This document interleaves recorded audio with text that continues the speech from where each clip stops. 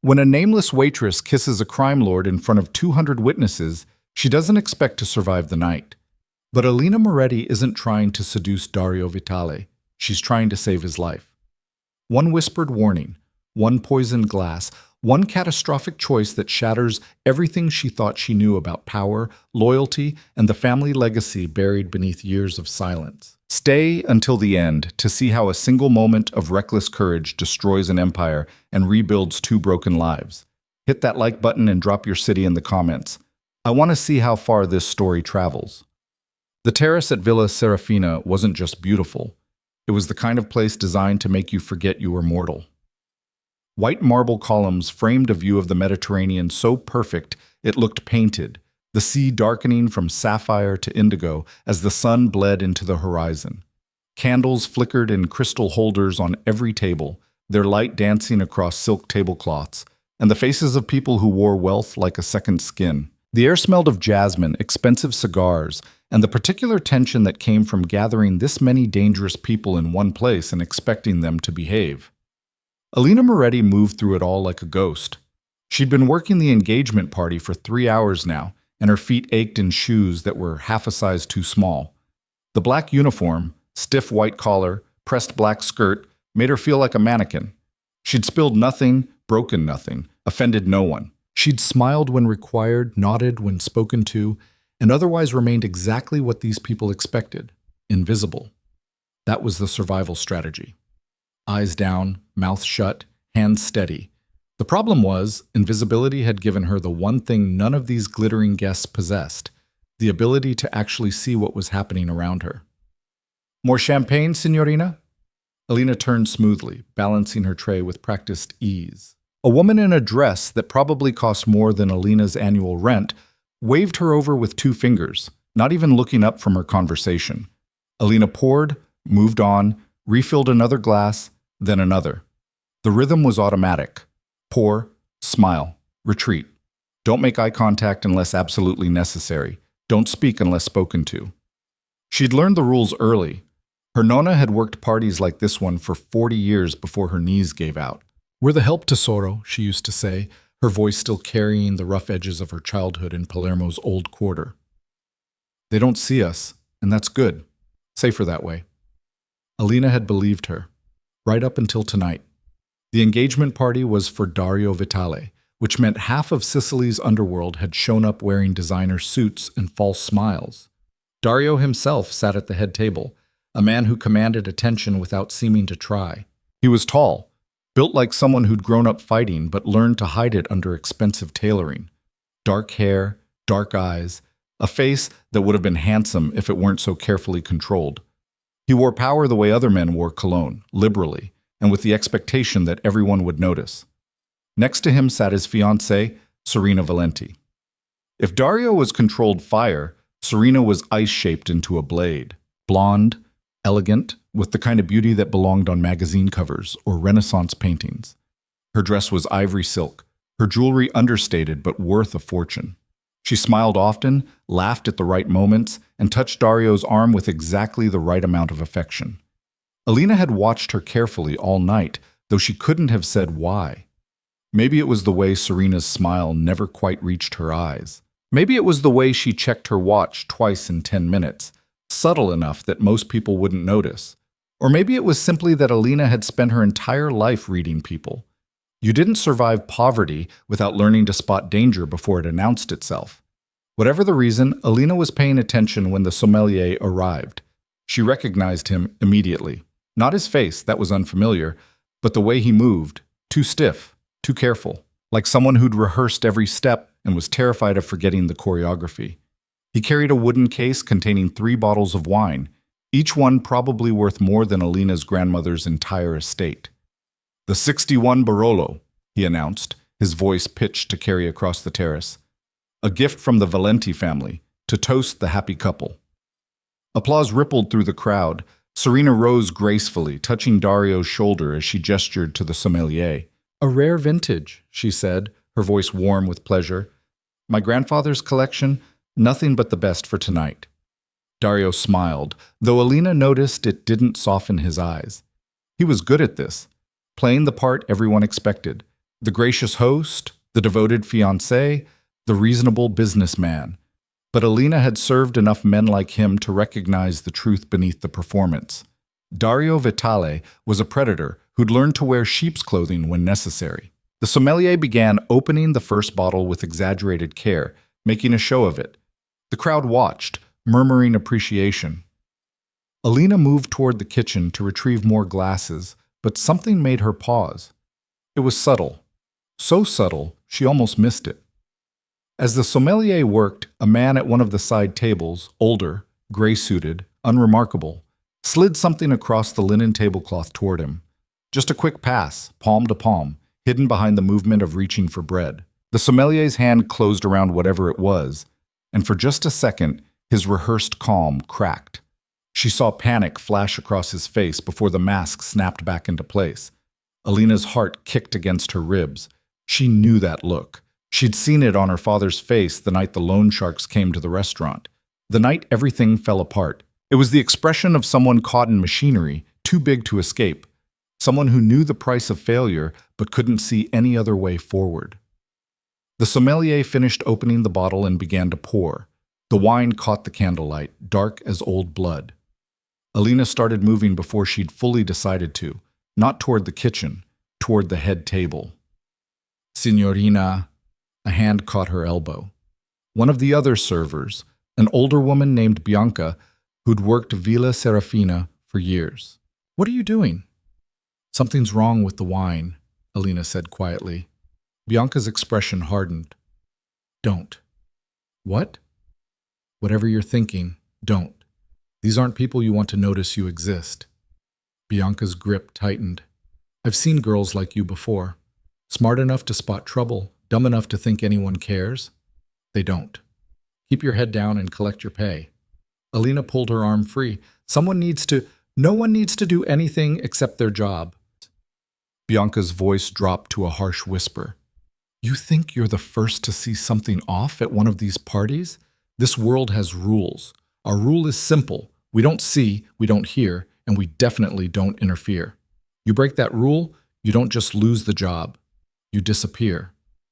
The sommelier was moving down the head table now, filling glasses with precise movements. Serena watched him with what looked like casual interest, but Alina saw her hands clasped too tightly in her lap, saw the way she tracked every pour. You have to survive," Bianca said flatly. "That's all any of us have to do. Whatever happens next isn't your problem." But Alina was already walking away, her pulse hammering so hard she could feel it in her throat. Bianca was right. Of course she was right. Smart people kept their heads down. Smart people survived. Alina had never been particularly smart. She'd been 7 when her parents died in a car accident that the police called tragic, and her grandmother called suspicious. She'd been 12 when she realized the restaurant her nonna had poured her life into was drowning in debt that didn't make sense, loans that predated any purchase or renovation.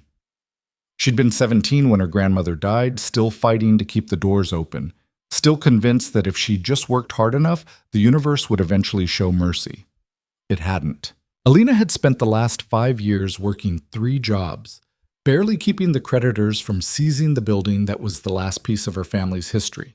She'd learned to be practical, to accept that some fights couldn't be won, to understand that people like her didn't get fairy tale endings.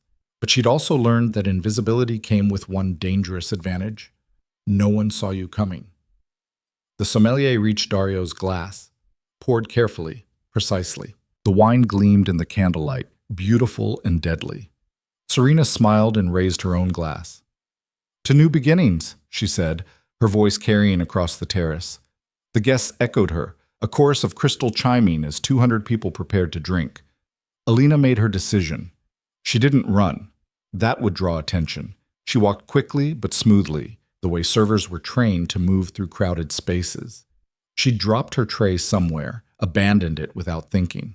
Her hands were empty and shaking, 10 feet from the head table. Dario lifted his glass, his expression unreadable. Whatever he was thinking, whatever he felt about this engagement, this party, this life, it was locked away where no one could reach it, 5 feet. Serena's eyes tracked across the crowd, calculating, waiting. This was her moment.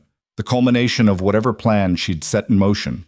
Alina could see it in the tension of her shoulders, the tight focus of her attention. 3 feet. Security noticed Alina then. Of course they did.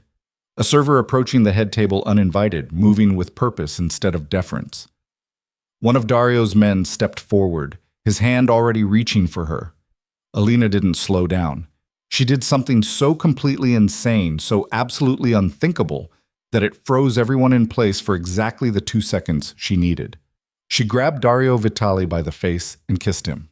Not a polite kiss, not a hesitant brush of lips. She kissed him like she meant it, like her life depended on making it convincing, which she realized with a distant spike of hysteria it probably did. Her hands framed his jaw and she felt him go rigid with shock, felt the entire terrace erupt into chaos around them. Someone screamed, chairs scraped, men shouted, security surged forward. Alina broke the kiss just enough to press her mouth against Dario's ear, her voice barely a whisper beneath the pandemonium. "The wine is poisoned. Don't drink it." Then she stepped back, her heart threatening to explode out of her chest, and waited to see if she'd just saved his life or ended her own. For one crystalline moment, everything stopped. Dario stared at her, his dark eyes wide with something that might have been shock or might have been rage. His hand was frozen halfway to his mouth, still holding the wine glass. Around them, the party had descended into confused uproar. Guests were standing, talking over each other, some laughing like it was an elaborate joke, others looking genuinely scandalized. Serena Valenti sat perfectly still, her face a mask of ice. "What?" Dario said slowly, his voice deadly calm. "Did you just say?" Alina's mouth was dry. She could feel security closing in, could hear Bianca's warning echoing in her head. But she'd already thrown herself off the cliff. Might as well commit to the fall. "The wine," she said, forcing herself to meet his eyes. "It's poisoned. The sommelier, he was given something. I saw it. Please, you have to. She's insane." Serena's voice cut through the noise like a blade. She'd stood now, her expression shifting from shock to outrage with practiced ease. "Dario, this woman just assaulted you in front of everyone. Call security. Have her removed." "I saw him," Alina insisted, hating how her voice shook but unable to stop it. "The man in the gray suit, third table from the back. He passed something to the sommelier right before he opened the bottles." I saw the sommelier's face. He was terrified. Dario hadn't moved, hadn't set down the glass, hadn't called for security, hadn't done anything except stare at her with an expression she couldn't read. Around them, his men waited for orders, tense and ready. "This is ridiculous," Serena said. Her composure was cracking now, just slightly, stress bleeding through the perfect facade. "She's clearly trying to disrupt the party. Probably some kind of prank or—" "Where is he?" Dario interrupted quietly. Alina blinked. "What?" "The sommelier, where is he?" For the first time since the kiss, Alina looked away from Dario. Her eyes scanned the terrace, searching for the man with the wooden wine case and the rehearsed movements. He was gone. He was... She spun, checking the other direction. "He was right there. He just... Find him." Dario's voice didn't rise, but 3 of his men immediately peeled off, moving with efficient speed toward the villa's interior. He finally set down the wine glass, placing it carefully on the table without taking his eyes off Alina. "And find the man in the gray suit, third table from the back." "Dario, this is absurd." Serena stepped closer, her hand reaching for his arm.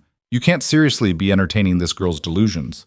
She's a nobody, a server who clearly wanted attention, and then it won't matter if we check." Dario's tone was mild, but Alina saw Serena's hand freeze mid-reach. "If she's wrong, we'll know in a few minutes. If she's right..." He turned to look at his fiancée, and something cold flickered across his face. "Well, that would be interesting." The weight was agony. Alina stood there, acutely aware that 200 people were staring at her, that she'd just kissed a man who could have her killed with a word, that she'd destroyed any chance of a normal life the moment her lips touched his. Bianca had been right. She should have kept her head down, should have let whatever was going to happen just happen, should have collected her pay and gone home and never thought about it again. But then she remembered the sommelier's face, the panic, the resignation. She thought about her father, the night the loan sharks came. How he'd looked at her and her grandmother with that same expression. Trapped, terrified, out of options. How he'd made choices that didn't make sense because someone had put him in a position where nothing made sense anymore. The restaurant had been her family's dream. Her great-grandfather had opened it in 1952, a tiny place that served honest food to working people. Her grandfather had expanded it, her father had modernized it, and then, somehow, in the span of just a few years, it had been drowning in debt that consumed everything they had.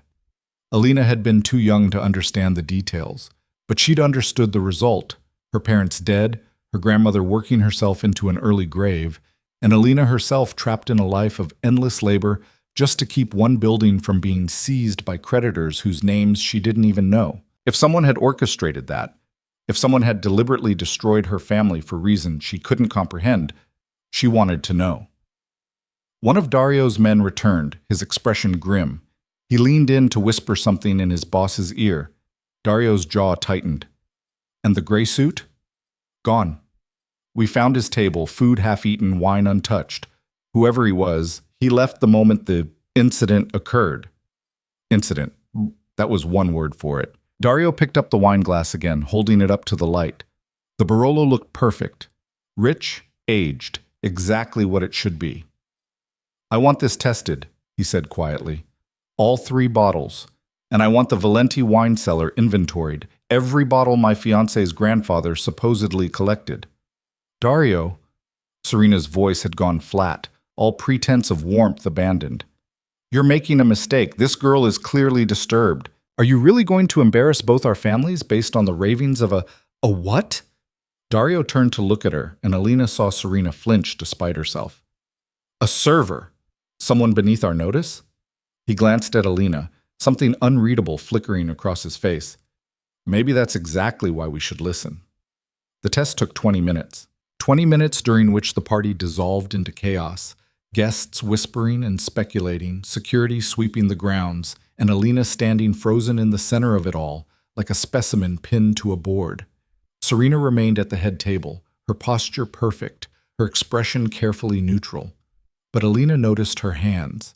They were clenched so tightly in her lap that her knuckles had gone white. When the man in the white coat returned from whatever makeshift lab they'd set up inside the villa, his face told the story before he opened his mouth. Ricin, he said quietly, speaking only to Dario. Sophisticated delivery mechanism. Dissolved in the wine, it would have been tasteless. Symptoms wouldn't have appeared for hours. By the time anyone realized what was happening, it would have been too late. The terrace went absolutely silent. Dario stood slowly. He didn't look at Alina. He didn't look at his men. He looked directly at Serena Valenti, the woman he was supposed to marry, the woman who just tried to kill him in front of everyone they knew. I can explain, Serena said. Her voice was steady, but Alina saw the calculation behind her eyes. She was already pivoting, already searching for an angle. I didn't know. Someone must have tampered with the bottles, someone trying to frame me. Your grandfather's collection, Dario said softly. Your gift, your sommelier. I didn't know, Serena repeated, but the words rang hollow. She stood abruptly, her chair scraping against marble. I'm calling my father. This is clearly some kind of setup, and I won't stand here and be accused. Sit down, Serena. It wasn't a request. The command in Dario's voice could have frozen the Mediterranean. Serena didn't sit. Instead, she did something that confirmed every suspicion Alina had harbored all night. She ran. Or tried to. She made it 3 steps before security grabbed her. She fought them, her elegant composure finally shattering completely. You don't understand. He's drowning the families. His methods are destroying everything our fathers built. Someone had to murder me? Dario's voice was quiet, conversational almost. Somehow that made it more terrifying. In front of witnesses? Using wine from your family's collection? That was your solution? Serena stopped struggling. When she spoke again, her voice had changed. Gone was the panic, replaced by something harder, colder. It was supposed to look like you'd been poisoned by one of the smaller families. The Russos, maybe, or the Albanians. We'd have evidence planted, witnesses prepared. Your death would have sparked a war, and in the chaos, my father's alliance with the Corsi family would have taken control. We would have stabilized things, restored order. We, Dario repeated. Who's we, Serena? She laughed, brittle and sharp. You think I planned this alone? You think I have the resources, the connections? This is bigger than you realize, Dario. Bigger than one man's pride or one woman's ambition. Names. Kill me first. The standoff stretched for 3 heartbeats. Then Dario nodded to his men. Take her inside. Find out who helped her. I want every name, every connection, every person who thought they could betray me and walk away. As they dragged Serena toward the villa, she twisted back to look at him. You're already dead, she said, her voice rising. You just don't know it yet. The families are done with you, Dario. Done with your reforms, your legitimate business bullshit. You're pretending we can be anything other than what we are. You can't change what you are. None of us can. Then she was gone, and the terrace erupted into noise again. Guests were standing, talking, demanding answers, making calls. Some were already leaving, unwilling to be anywhere near what came next. Alina stood in the center of it all, forgotten again. Invisible. Except she wasn't. Because Dario Vitale was walking toward her, and every eye on the terrace was following his movement. He stopped close enough that she could see the fine details of his expression, the rage controlled beneath perfect calm, the exhaustion he couldn't quite hide, the sharp intelligence that missed nothing. What's your name? He asked. Alina. Her voice came out steadier than she expected. Alina Moretti. Alina Moretti. He repeated it like he was committing it to memory. You just saved my life. Yes, I guess I did. Why? The question caught her off guard. What? Why did you save me?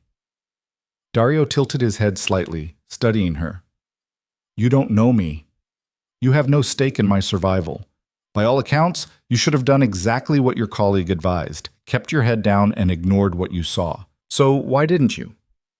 Alina thought about lying, thought about giving him some noble reason, some explanation that would make her sound brave or principled, but she was too tired for lies.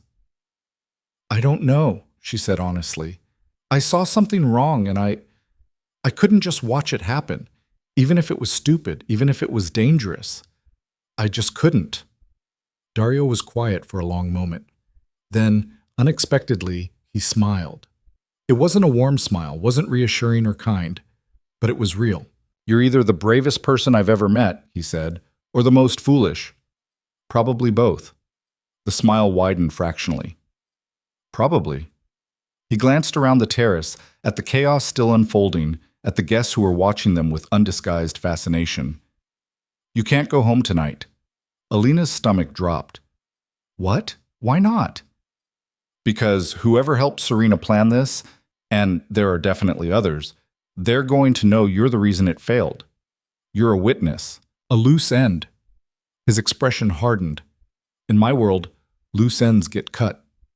I didn't ask to be part of your world. No, Dario agreed. You chose to be part of it the moment you kissed me. He gestured to one of his men. Marco will take you somewhere safe. You'll stay there until we've secured everyone involved in the conspiracy. After that, he paused, something complicated crossing his face. After that, we'll figure out what comes next. I have a job. I have bills. I can't just disappear. You don't have a choice. His voice wasn't cruel, just matter of fact. I'm sorry, but the moment you saved my life, you painted a target on your own. The only way forward is through.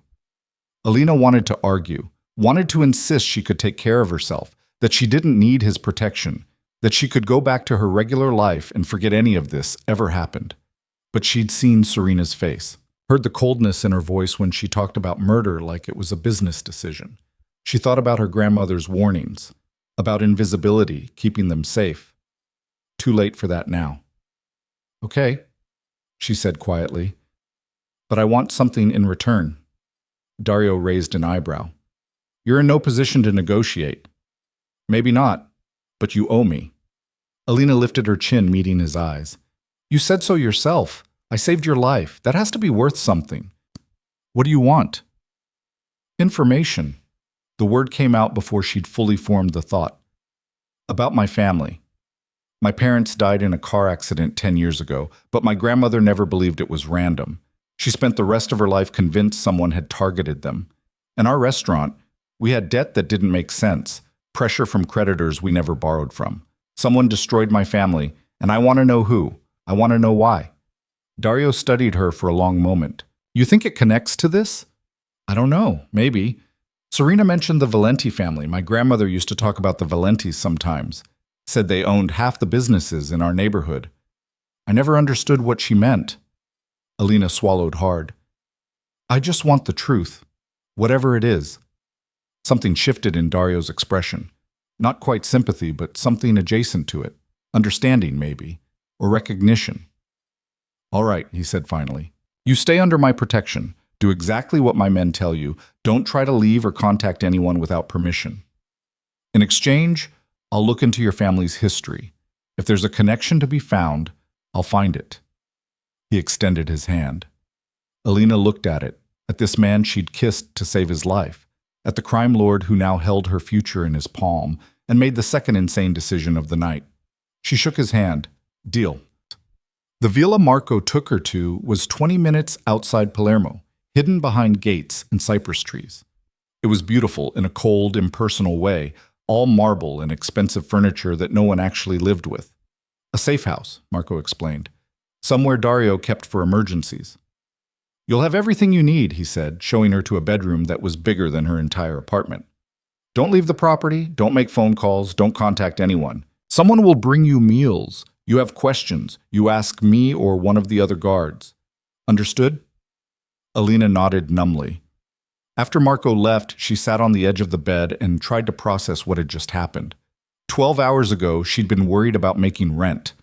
Now she was hidden away in a crime lord's safe house because she'd stopped an assassination attempt by kissing the target. Her life had officially become stranger than any story her grandmother used to tell. She didn't sleep that night. Every time she closed her eyes, she saw Serena's face, heard her voice. You're already dead. You just don't know it yet. Morning came slowly. Someone knocked and left a tray of food outside her door. Coffee, pastries, fruit. Alina ate mechanically, tasting nothing. Around noon, Marco returned. Boss wants to see you, he said. Get ready. We leave in 10 minutes. The drive took them back toward Palermo, but instead of the city center, they headed to the docks. Old warehouses, shipping containers, the smell of salt and fish, and diesel fuel. Marco led her through a maze of buildings to a nondescript office tucked behind a legitimate freight company. Dario was inside, along with two other men Alina didn't recognize. They were bent over a table covered in documents, photographs, what looked like surveillance footage on a laptop screen. He looked up when she entered, his expression unreadable. Alina, thank you for coming. Did I have a choice? A slight smile. Not really. He gestured to the table. We've been busy. Serena gave us 7 names before she stopped talking. 3 of them are already in custody. The other 4 are proving difficult to locate. Why am I here? Because I found something. Dario pulled out a file folder, opened it to reveal a photograph. Your grandmother's restaurant, La Stella, correct? Alina's throat tightened. Yes, it was bought in 1952 by your great-grandfather, Tomas Moretti. Family business, passed down through generations. According to public records, it accumulated significant debt starting in 2009, primarily through a series of loans from a company called Meridian Holdings. I remember. The creditors. They were a shell corporation. Dario tapped the photograph. Owned by a larger entity called Valenti Properties, which was until 3 months ago controlled by Serena's father, Antonio Valenti. The room tilted slightly. Alina reached out to steady herself against the table. The Valentis, she whispered. They destroyed my family's restaurant? Not exactly. Dario pulled out another document. The loans were real, but they were structured in a way that made repayment nearly impossible. Variable interest rates, balloon payments, clauses that allowed the lender to call in the full amount with minimal notice. Your grandmother was paying, but the debt kept growing. Why? Why would they do that? Location. One of the other men spoke up. pointing to a map now spread across the table. Your restaurant sat on a corner lot in a neighborhood that was being redeveloped. The Valentis wanted the property, but your family wouldn't sell, so they found another way. Alina felt sick. They trapped us in debt to force us out. It's a common strategy, Dario said quietly. Target a business, offer loans that seem reasonable, then manipulate the terms until the owners have no choice but to default. The property gets seized, redeveloped, sold for a profit. The Valentis did it to dozens of small businesses over the years. My parents, Alina said. The accident. Was that? We're still investigating. Dario's expression darkened. But the timing is suspicious. Your parents died 2 months after they filed a formal complaint against Meridian Holdings. The police report called it brake failure. But the mechanic who inspected the car afterward noted irregularities that were never followed up on. The world felt very far away. Alina heard herself ask, "Can you prove it?" "Not yet, but I have people looking into it. If there's evidence, we'll find it." Alina sank into a chair, her legs suddenly unable to support her weight. All those years, all that struggle, her grandmother working herself to death, convinced she was fighting bad luck or poor business decisions. It had been murder, slow, calculated, legal murder. "The restaurant," she said hoarsely. "Do the Valentis still own it?" "No." Dario exchanged a glance with one of his men. "It was sold to another development company 6 months after your grandmother died. That company completed the renovation and flipped the property. It's currently a boutique hotel." Of course it was. Alina closed her eyes, trying to process the rage building in her chest. What happens now? That depends. Dario sat down across from her, his elbows on the table, his attention focused completely on her face. Serena's conspiracy is falling apart. We've seized her assets, frozen her accounts. Her father is cooperating. He claims he knew nothing about the assassination attempt, and I believe him. He's a businessman, not a strategist. Serena was the ambitious one. So she goes to prison. Prison? Dario's smile was cold. Sure, let's call it that. Alina understood what he wasn't saying. In this world, justice didn't come from courts or judges. The investigation into your family will continue, Dario said. I'll make sure you get answers, all of them. But after that, you have a decision to make. What kind of decision? Whether you want to go back to your life, whether you want to stay invisible. He leaned forward slightly. Or whether you want something else. Like what? Like being someone who matters, someone who makes decisions instead of surviving them. His dark eyes held hers. You walked onto that terrace and changed everything. You could have died. Should have died, probably. But you didn't. You survived, and you're still here. That means something. It means I'm an idiot who can't keep her head down. Maybe, Dario's expression softened fractionally, or maybe it means you're exactly the kind of person I need around me. Alina stared at him. Are you offering me a job? I'm offering you a choice. You can take the information I give you about your family and disappear. I'll make sure you're safe, that you have enough money to start over somewhere else. Clean break. He paused. Or you can stay. Work for me. Learn how this world actually operates. And when we find out what really happened to your parents, you can decide for yourself what justice looks like. It should have been an easy decision. Take the money, take the answers, run as far and fast as possible. But Alina thought about that terrace, about Serena's cold calculation as she planned murder, about the way Dario had actually listened to a nobody server instead of having her thrown out. She thought about her grandmother, who died still fighting for a building that had been stolen through legal lies. About her parents, who'd filed a complaint and ended up dead. About a lifetime of being invisible, being ignored, being powerless. If I stay, Alina said slowly, I want more than just information. I want to understand. I want to know how all of this works. The loans, the shell corporations, the pressure tactics, all of it. Dario nodded. Done. And when we find out what happened to my family, I want to be part of deciding what comes next. Not you, not your men. Me. That could be dangerous. Everything about this is dangerous, like Alina met his eyes. But I'm already in it. Might as well go all the way. For a long moment, Dario just looked at her. Then he stood and extended his hand again. "Welcome to the deep end, Alina Moretti. Try not to drown." She shook his hand for the second time in 12 hours and sealed her fate. The education began the next morning. Alina woke to find Marco waiting outside her room with coffee and a stack of files thick enough to stop a bullet. He didn't smile, didn't make small talk, just handed her the materials and said, "Conference room, 20 minutes. Don't be late." The conference room turned out to be in a different building entirely, an office space above what looked like a legitimate import-export business in central Palermo. The windows overlooked the harbor, ships moving in and out like pieces on a chessboard. Dario was already there, along with two people Alina hadn't met before. "This is Sofia," Dario said, gesturing to a woman in her 40s with steel gray hair and the sharp eyes of someone who missed nothing. "She handles my legal operations, and this is Luca." The younger man nodded, barely looking up from his laptop. "Financial analysis and forensic accounting." Alina set down the files. "What am I doing here?" "Learning." Dario pulled out a chair for her, which felt oddly formal given everything else. "You wanted to understand how it works, so we're going to show you." What followed was 6 hours of the most intense education Alina had ever received. Sofia walked her through the basics of shell corporations, explaining how money moved through layers of legitimate businesses to hide its origin. Luca showed her spreadsheets that looked like meaningless numbers until he pointed out the patterns. Payments timed to avoid detection, amounts structured to stay below reporting thresholds, transfers that zigzagged across international borders. "The Valentis used a classic setup," Sofia explained, tapping a diagram she'd drawn on the whiteboard.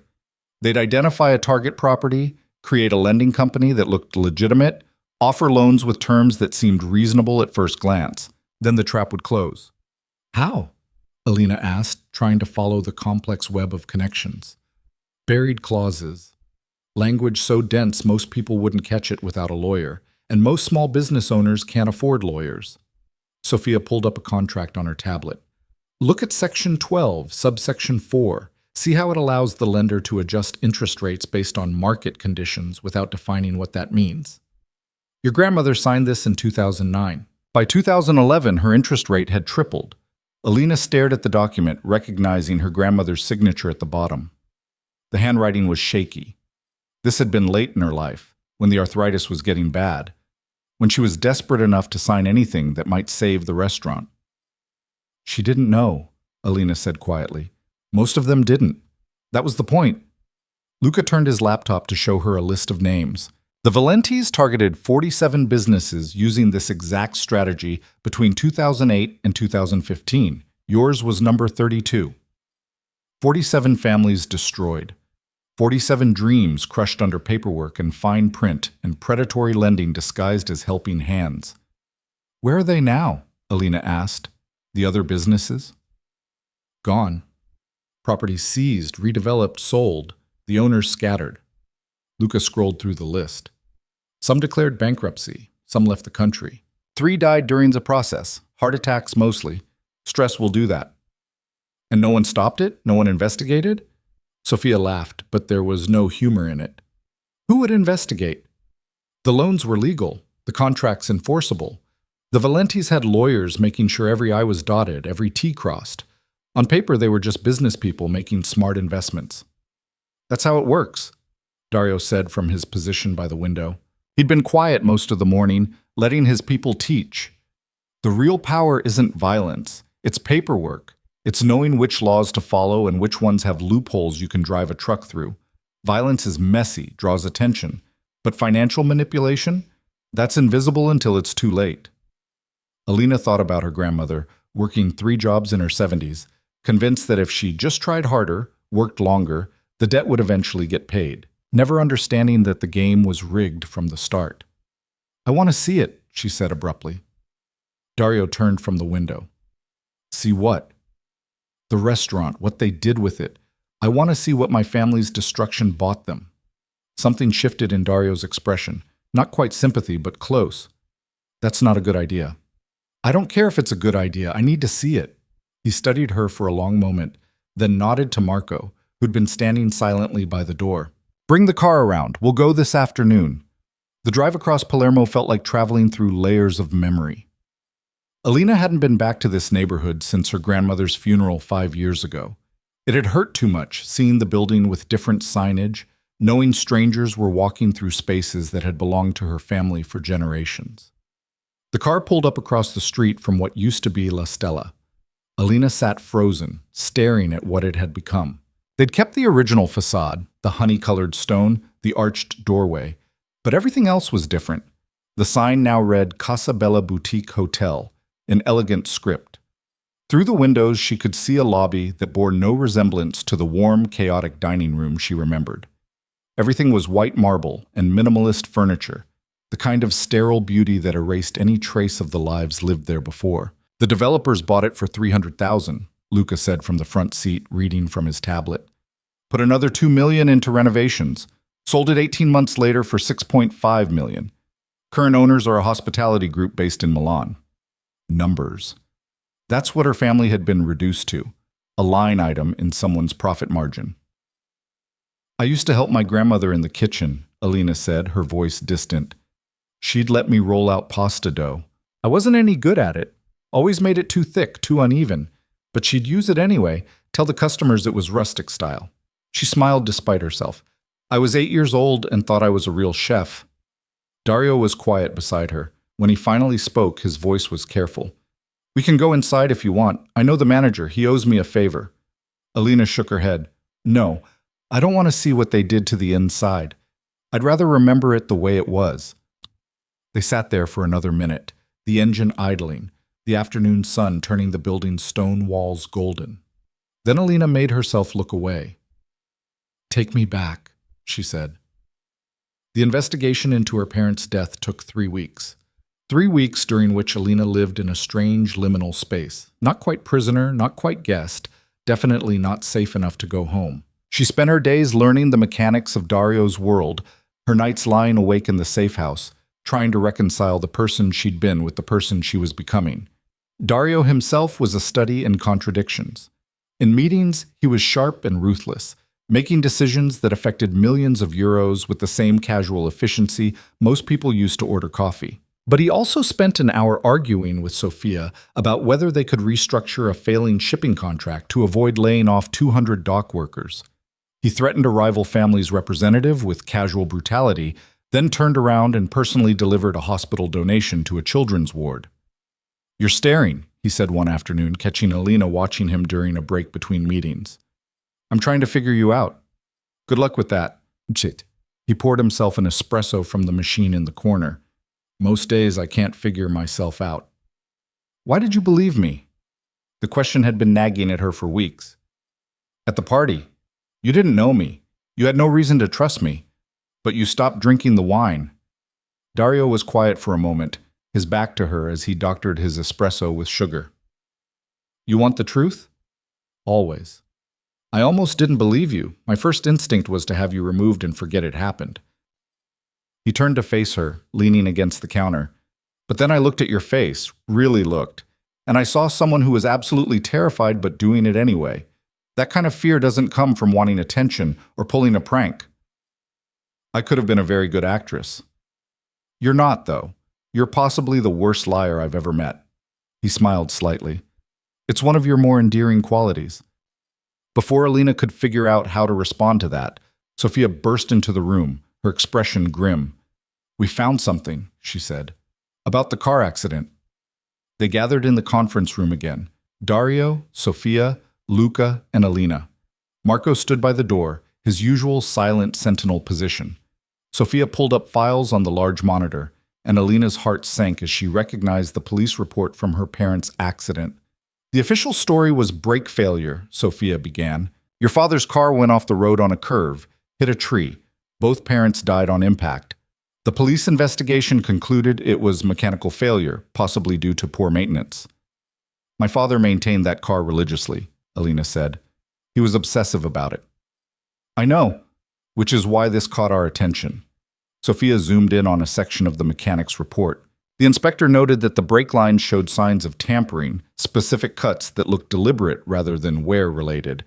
But when the police followed up, the same mechanic reversed his statement. Said he'd been mistaken, that the damage was consistent with age and use. Someone paid him off. Dario said flatly. We think so. The mechanic deposited 15,000 euros in cash 2 days after changing his statement. No explanation, no paper trail. Alina's hands were shaking. She clasped them together in her lap, forcing herself to stay focused. Can you prove it? The mechanic died 4 years ago. Heart attack. Luca pulled up another document. But we found something else. Phone records from the week before your parents' accident. Your father made multiple calls to a lawyer, someone named Pietro Russo. We tracked down Russo. He's retired now, living in Naples. Took some convincing, but he agreed to talk to us. Sophia pressed play on an audio file. A man's voice filled the room, elderly but clear. The Morettis came to me because they'd discovered something about their loans. They'd been going through old paperwork, trying to understand why their debt kept growing despite regular payments. What they found were discrepancies, charges that weren't in the original contract, fees that appeared out of nowhere. They wanted to sue Meridian Holdings. Sophia paused the recording. This was 2 weeks before they died. She pressed play again. I told them they had a case, not a strong one. Meridian's lawyers were very good, but enough to cause problems. We were preparing to file when they died. After the accident, I received a visit from 2 men. They didn't threaten me directly, but they made it clear that pursuing the case would be unwise. I dropped it. I'm not proud of that, but I have a family.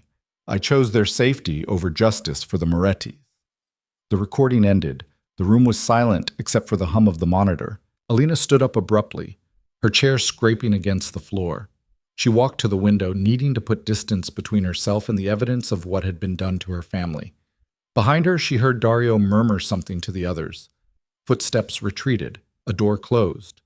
When she finally turned around, only Dario remained. I want their names, she said. Her voice sounded strange to her own ears, cold and flat, nothing like the person she used to be. Everyone involved, everyone who knew, everyone who helped. We're working on it, but Alina, don't. She held up a hand. Don't tell me to be patient. Don't tell me these things take time. My parents were murdered because they tried to fight back against people who were stealing from us. My grandmother worked herself to death trying to pay off debt that was designed to be unpayable. And I spent 5 years thinking it was just bad luck. Dario crossed the room to stand in front of her. He didn't touch her, didn't try to comfort her, just stood there as a solid presence while she fought to control the rage threatening to consume her. I'm not going to tell you to be patient, he said quietly. I'm going to tell you to be smart.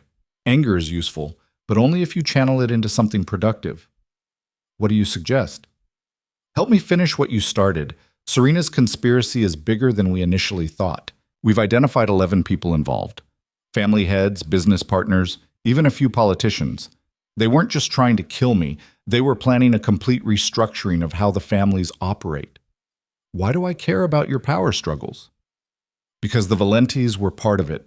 Because Serena's father is cooperating, which means he's giving us access to decades of files, including everything related to Meridian Holdings and their targets. Dario's eyes held hers. You want justice for your family? Help me take apart the entire system that destroyed them. It should have felt wrong.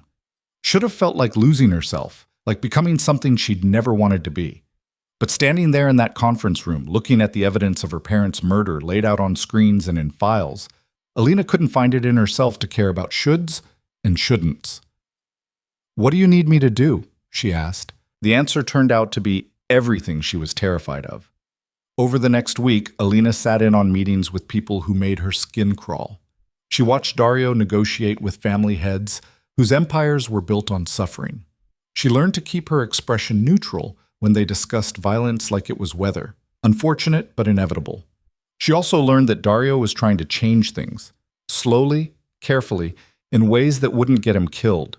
The old model is dying, he explained one night after a particularly brutal 12-hour session. They were alone in his actual office, not the conference room, but his private space filled with books and art that suggested depths she was only beginning to understand. My father's generation built their power on extortion and intimidation. But that world is disappearing. Technology makes it harder to hide. International cooperation makes it harder to run. The smart families are diversifying, legitimate businesses, legal income streams. Laundering money through legitimate businesses isn't exactly reform, Alina pointed out. No, But it's a step. You can't turn a cargo ship on a dime. You have to do it gradually. He poured them both wine, checked for poison first, which had become a dark joke between them. Some of the families understand this. Others, like Serena, think I'm destroying everything our fathers built. They're not entirely wrong. So you're what? The reformer crime lord? Dario laughed, genuinely amused. When you put it like that, it sounds ridiculous. It is ridiculous. Maybe, but it's also necessary. He handed her a glass. The violence has to end eventually. The question is whether we end it ourselves or wait for governments to do it for us. I prefer controlling my own obsolescence. Alina sipped the wine, thinking, is that why Serena wanted you dead, because you're making the families go legitimate? Partly, but it's more complicated than that. There's money in chaos. When families are fighting each other, certain people profit. Arms dealers, corrupt officials, fixers who make problems disappear. Serena had connections to all of them. My reforms threatened their income. So they decided to eliminate the threat. They tried. Dario's smile was sharp. They failed. The breakthrough came on a Tuesday afternoon.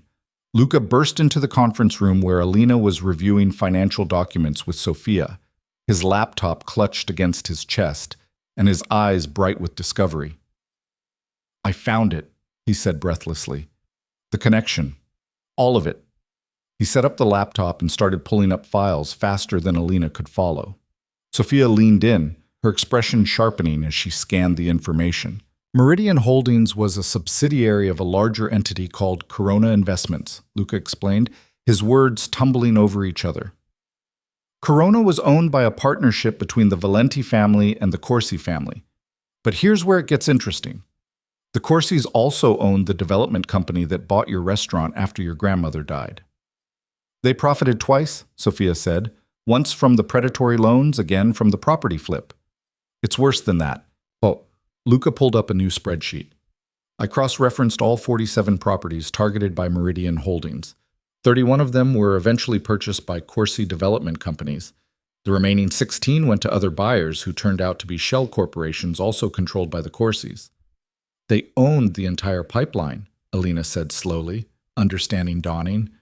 The lending company, the development companies, the whole thing. Exactly. And look at the timeline. Luca highlighted a series of dates. The operation started in 2008, right after the financial crisis. Property values were depressed, small businesses were struggling. The Corsis saw an opportunity and created a system to exploit it. Who ran it? Dario had entered without Alina noticing, Marco behind him as always. Who made the decisions? Best we can tell? A man named Vittorio Corsi. I know who he is. Dario's voice had gone cold. He's Serena's uncle, her mother's brother. But the pieces slid together. Alina felt something click in her chest, rage crystallizing into focus. Serena knew, she said. About the loans, the property seizures, all of it. She wasn't just planning your assassination, she was protecting the family business. And now she's in my custody, which means we have leverage. Dario pulled out his phone, typed something quickly. Vittorio Corsi is currently in Rome, Marco. I want him brought here, quietly. No violence unless absolutely necessary. Boss. Marco's voice held a warning. The Corsis aren't going to just hand him over. This could start a war. Then we'd better be convincing. Dario looked at Sofia. Pull everything we have on Corsi family operations, every questionable deal, every bribed official, every skeleton in every closet, and get our lawyers ready. We're going to make Vittorio an offer he'll understand. What kind of offer? Alina asked. Dario's smile was cold enough to frost glass, the kind where he chooses between cooperating and watching his entire empire collapse around him. The operation to extract Vittorio Corsi took 3 days of careful planning. Alina wasn't directly involved. Dario made that clear. You're useful, but you're not trained for this, he said bluntly. Stay here, stay safe, and let the professionals handle it. She hated it, but she understood. So she spent those 3 days with Luca and Sofia building the case against Vittorio Corsi. They compiled evidence of fraud, racketeering, money laundering, and at least 3 suspicious deaths connected to his business interests. By the time Marco returned with their target, They had enough documentation to bury him. Vittorio Corsi was in his late 60s, silver-haired and elegant in the way of men who'd spent their lives among the powerful. He arrived at the warehouse escorted by 4 of Dario's men, his expression more annoyed than frightened. "This is a mistake, Vitale," he said as they sat him down in the conference room. "My family will not tolerate this kind of... Your family is currently weighing whether you're worth starting a war over." Dario dropped a thick folder on the table in front of him. "Read it. Then we'll talk about tolerance." Alina watched from behind one-way glass as Vittorio opened the folder. She saw his expression change as he flipped through pages, initial dismissal shifting to concern, then to something that might have been fear. "Where did you get this?" he asked finally. "Does it matter? The question is what happens next. You can't prove half of these allegations. I don't need to prove them. I just need to make them public." Dario leaned back in his chair, the picture of casual control. The Meridian holding scheme alone is enough to trigger multiple investigations. Federal prosecutors love cases like this. Sophisticated fraud targeting small business owners. Very sympathetic victims. And once they start digging, well, you know how these things go. Vittorio's jaw tightened. "What do you want?" "Information. Full disclosure of every property targeted by Meridian Holdings, every partner involved, every official who looked the other way." "That would destroy I know what it would destroy. That's the point." Dario's voice hardened. "You and your partners built an empire on stealing from people who couldn't fight back. You murdered anyone who tried, and you did it all behind a wall of legal paperwork and political connections. I'm going to tear that wall down." "Why? What do you gain?" "Justice isn't about gain." Vittorio laughed, harsh and disbelieving. "Since when do you care about justice? You're a crime lord. Your hands are as dirty as mine." "Maybe, but I'm trying to change that. You're trying to protect it." Dario stood. "You have 24 hours to decide. Cooperate fully, and I'll ensure your exposure is limited. Fight me, and I'll make sure every piece of evidence ends up in the hands of prosecutors who actually care." He walked toward the door, then paused. "Oh, and Vittorio? The Moretti family? The restaurant you helped destroy? The parents who died suspiciously after filing a complaint?" He gestured toward the glass where Alina stood watching. "Their daughter is standing right there. You might want to include that in your calculations." The color drained from Vittorio's face. Alina met his eyes through the glass, letting him see exactly what she was feeling. No anger, no rage, just cold, patient determination. The look of someone who would wait as long as necessary to see justice done. Vittorio Corsi broke in 18 hours. He didn't just cooperate, he vomited information, desperate to save whatever he could of his life and legacy. Names, dates, bank accounts, properties. He confirmed that Alina's parents' accident had been arranged by a contractor who specialized in making problems disappear. He admitted that the mechanic had been paid off. He even provided documentation showing exactly how the loans had been structured to be unpayable. "The restaurant could have been profitable," he said at one point, his voice hollow. "The Morettis were good operators, but the location was too valuable. We needed them gone." Alina stood in the observation room, watching this man casually discuss her family's destruction like it was a business decision. Sophia stood beside her, silent support. "How do you feel?" Sophia asked quietly. "Empty," Alina said. And it was true. She'd expected rage or satisfaction or something, but all she felt was a vast hollowness where her illusions used to be. "I thought understanding why would help. It doesn't." "No, it usually doesn't."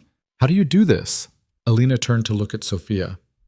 "Work in this world, see this kind of thing, and not lose yourself." Sophia was quiet for a moment. "I focus on what I can fix. I can't bring back your parents, can't undo what happened to your family, but I can make sure the people responsible pay for it. That has to be enough, because it's all we have." In the conference room, Dario was wrapping up the interview. Vittorio looked 20 years older than when they'd started, his elegant facade completely shattered. "One more thing," Dario said. "Serena's conspiracy. Who else knew about it?" "I didn't." "Don't lie to me. Not now." Vittorio slumped in his chair. "She came to me 6 months ago. Said you were destroying everything, that someone had to stop you. I told her it was a mistake, that you were too careful, but she had partners. The Russos. The DeLuca family, some politicians whose names I never learned. I didn't know about the poison until after it failed. But you knew she was planning something. I knew she was angry. I didn't know she'd go that far. Dario studied him for a long moment, then nodded to Marco. Get him a lawyer, a good one. He's going to need it when we turn this over to the prosecutors. You said you'd limit my exposure. I said I'd ensure it was limited, which I will. You'll go to prison, but probably not for life. Considering the alternative, you should be grateful. They left Vittorio sitting in the conference room, his world crumbling around him. Outside, Dario found Alina standing by the window, looking out over the Palermo harbor. The sun was setting, turning the water copper and gold. It's not enough, she said without turning around. He goes to prison, maybe serves 10 years if he's unlucky. My parents are still dead. My grandmother still worked herself to death. The restaurant is still gone. I know. So what's the point? The point, Dario said quietly, is that he doesn't get to do it to anyone else. The point is that the system that allowed this gets exposed and dismantled. The point is that 47 families might finally get answers about what happened to them. He moved to stand beside her. It's not enough. It's never enough. But it's something. Alina was quiet for a long time, watching the ships move in and out of the harbor. Finally, she asked, "What happens to me now?" "That's up to you." "Is it?" She looked at him. "I know too much. I've seen too much. Can I actually just walk away?" "You can if you want. I'll make sure you're protected, that you have resources to start over somewhere safe." "That's not what I asked." Dario met her eyes. "No, you probably can't just walk away. Not completely. You'll always know what you know, always see the world the way you see it now. That doesn't go away. So my choices are what? Work for you or spend the rest of my life looking over my shoulder? Those aren't your only choices." He turned to face her fully. "You could work with me, not for me. There's a difference." "What kind of difference?" "The kind where you have a say in what happens next, where you help decide how we use Vittorio's information, how we expose the system, what we build to replace it." He paused. "I'm not offering you a job, Alina. I'm offering you a partnership." She stared at him, trying to read the truth behind the offer. "Why?" "Because you walked onto that terrace and saved my life when you had every reason to let me die. Because you've spent the last month learning this world faster than anyone I've ever seen. Because you see things clearly, no romanticizing, no excuses, just hard truth." He smiled slightly. "And because I think we could actually change something together." "Change what?" "You can't reform organized crime. That's an oxymoron." "Maybe. Or maybe we can build something different. Use the resources and connections for something that actually helps people instead of destroying them." He gestured to the files piled on the nearby desk. "We have Vittorio's complete records. 47 businesses destroyed. What if we use that information to help the survivors? Return properties, compensate families, rebuild what was stolen?" "That's not how this world works." "Then maybe it's time to change how this world works." Alina wanted to dismiss it as naive fantasy, but she'd seen Dario negotiate, had watched him maneuver through situations that should have ended in bloodshed and somehow emerge with peaceful solutions. She'd seen him threaten and bribe and manipulate, but also seen him choose mercy when violence would have been easier. "I'm not like you," she said. "I don't know how to navigate this world. I don't know how to make decisions that affect thousands of people. I'm just what? Just a waitress who stopped an assassination? Just someone who figured out a conspiracy that half my intelligence people missed?" Dario shook his head. "You keep seeing yourself as small, but you're not. You never were. You just needed a reason to stop hiding." The words hit harder than they should have. Alina thought about her life before the terrace, working 3 jobs, keeping her head down, surviving but never actually living. She'd been invisible by choice as much as by circumstance, telling herself it was safety when really it was fear. "If I do this," she said slowly, "if I stay and work with you, I need conditions." "Name them." "The information about the Meridian Holdings victims. I want to be part of deciding how it gets used. Those are real people whose lives were destroyed. They deserve better than becoming collateral damage in your reform project." "Agreed." "And I want regular updates on the investigation into my parents' death. No hiding things from me, no protecting me from difficult truths." You'll get everything we find when we find it. And she took a breath. I want to learn, really learn, not just the financial stuff, everything. How to read people, how to negotiate, how to protect myself. If I'm going to be part of this world, I'm not going to be helpless in it. Dario smiled, genuine warmth breaking through his usual careful control. Now we're talking. Sofia can teach you the legal strategies, Luca the financial analysis. Marco can handle the physical security training. And you? I'll teach you the most important skill, how to see the game before you're playing it. Alina extended her hand. Partners, then. He took it, his grip firm and warm. Partners. As they shook on it, Alina felt the last piece of her old life fall away. She'd spent 5 years trying to hold on to her grandmother's legacy, fighting to maintain a connection to a family that was already gone. But standing here in this office, overlooking a harbor in a city that had destroyed and remade itself 1,000 times, she realized something fundamental. The legacy wasn't a building. It wasn't a restaurant or a location or even a set of recipes. The legacy was the fight itself, the refusal to accept that some people deserved to suffer while others profited from their pain. Her grandmother had fought that battle and lost. But maybe, just maybe, Alina could fight it differently, fight it smarter. And maybe, with the right partner, she could even win. The first test of their partnership came faster than Alina expected. She was 3 weeks into what Dario called her comprehensive education, which mostly meant being thrown into situations she wasn't remotely prepared for and expected to figure them out. Sofia had her analyzing contracts until her eyes crossed. Luca taught her to spot financial manipulation in spreadsheets that looked perfectly legitimate. Marco, surprisingly patient, showed her how to read a room for threats, how to position herself near exits, how to recognize when someone was carrying a weapon. And Dario?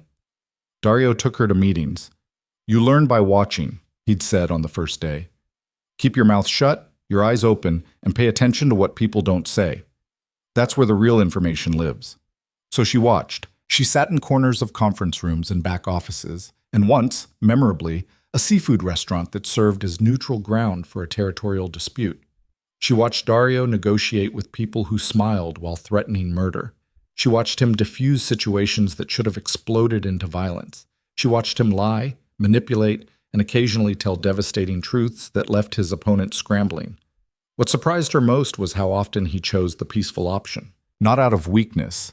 She'd seen enough to know he could be brutal when necessary. But he seemed to view violence as a failure of imagination, a last resort when cleverness ran out. Most people in this world mistake cruelty for strength, he explained after one particularly tense negotiation. They think fear is the only currency that matters, but fear is expensive. It requires constant maintenance, constant escalation. Respect is cheaper in the long run. Is that what you have, respect? Some days. Other days I have fear dressed up as respect, which amounts to the same thing. He'd smiled at her expression.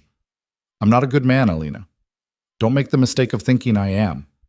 I'm just trying to be a smarter bad man than my father was. The philosophy was tested when news broke about Vittorio Corsi's arrest. The federal prosecutors moved fast once they had Sofia's carefully curated evidence. Vittorio was charged with fraud, racketeering, and conspiracy to commit murder. The media picked up the story immediately. Prominent businessman arrested, decades of financial crimes exposed, victims coming forward with stories of destroyed lives and stolen futures. It should have been a victory. It was, technically. But it also painted a target on everyone involved. The Corsi family is furious, Marco reported during an emergency meeting 2 days after the arrest. They're calling it a setup, saying we manufactured evidence to destroy a competitor. Let them talk, Dario said. The evidence speaks for itself. They're doing more than talking. We've had 3 attempts to breach our security in the last 48 hours. Nothing serious yet, but they're probing for weaknesses. Alina felt her stomach tighten. She'd known there would be consequences, but the abstract idea of danger felt very different from the reality of people actively trying to hurt them. Dario noticed her expression. Marco, give us a minute? After the door closed, he turned to face her. Second thoughts? About which part? Any of it. This isn't a game, and I should have made that clearer before you committed. The Corsis aren't going to forgive what we did to Vittorio. Neither are the other families who profited from his schemes. What are they going to do? Try to undermine me.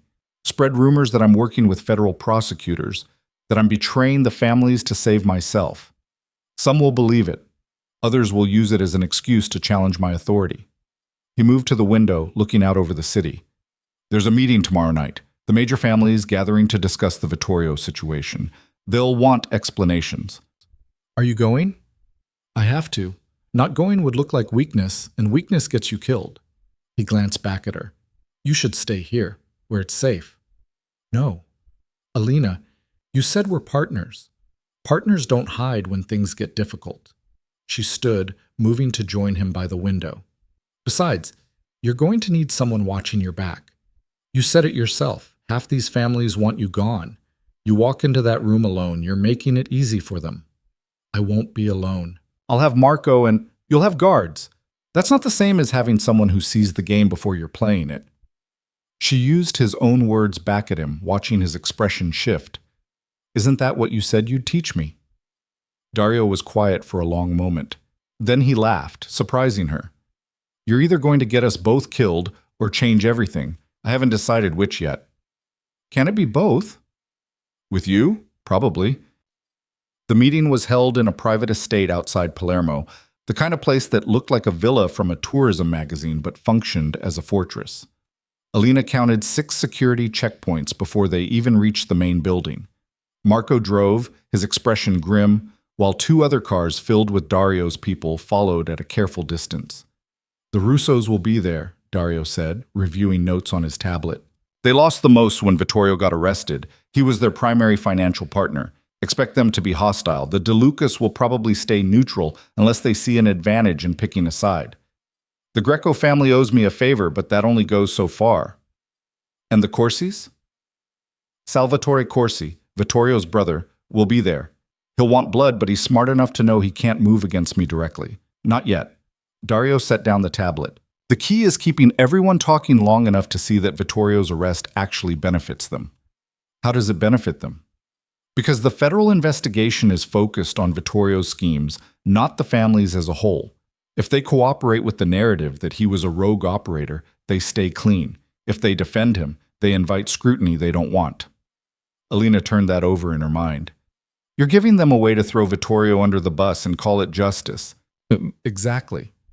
That's cold. That's survival. Dario looked at her, his expression serious. Vittorio destroyed your family. He murdered your parents. I'm not asking you to forgive him, but I am asking you to be smart about how we handle this. Burning everything down might feel satisfying, but it won't bring them back. Building something better might actually honor their memory. The words stung because they were true. Alina wanted Vittorio to suffer, wanted everyone who'd helped him to pay. But Dario was right. Pure revenge wouldn't change anything. It would just create more victims. Okay, she said, we play it smart. But if Salvatore Corsi tries something, then we respond appropriately. But we don't start the violence. We're better than that. The estate's main hall was exactly what Alina expected. Old money and older power dressed up as respectability. Crystal chandeliers, Renaissance paintings, furniture that probably cost more than most people earned in a lifetime. About 30 people were already present, clustered in small groups that spoke volumes about current alliances. The Russos stood together near the bar, 3 men in expensive suits who radiated barely controlled anger.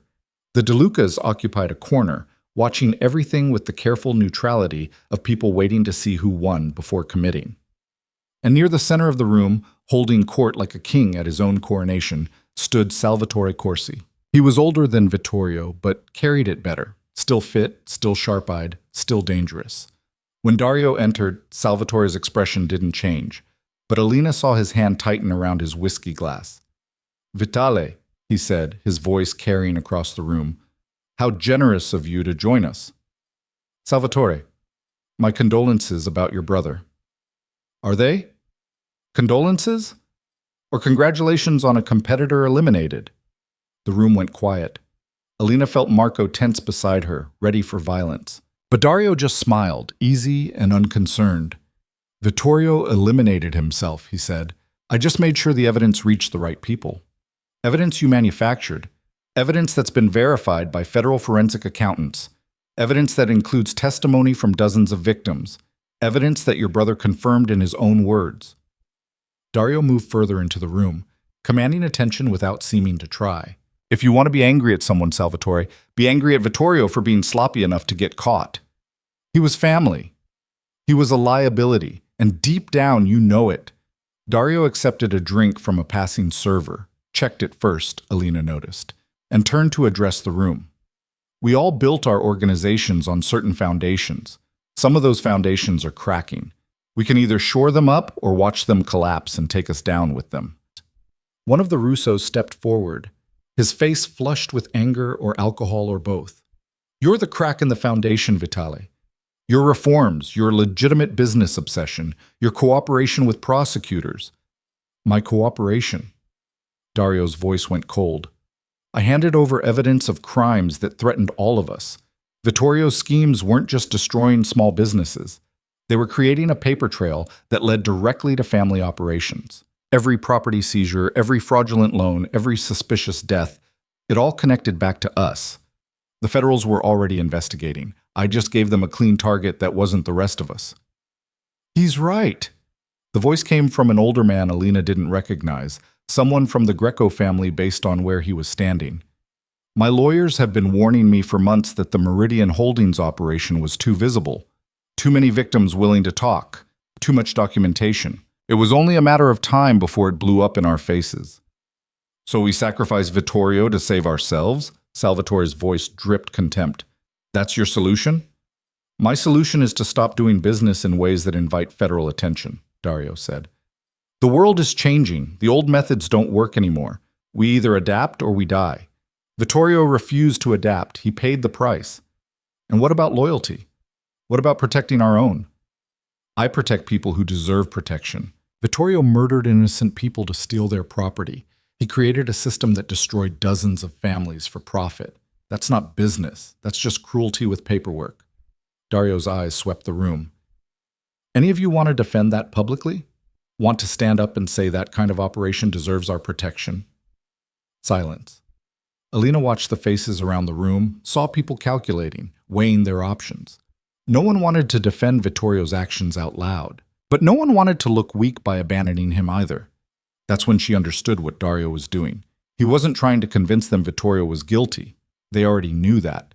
He was giving them permission to admit it, to distance themselves before the scandal touched them too. It was brilliant and ruthless in equal measure. There's another consideration, Sophia said, stepping forward for the first time.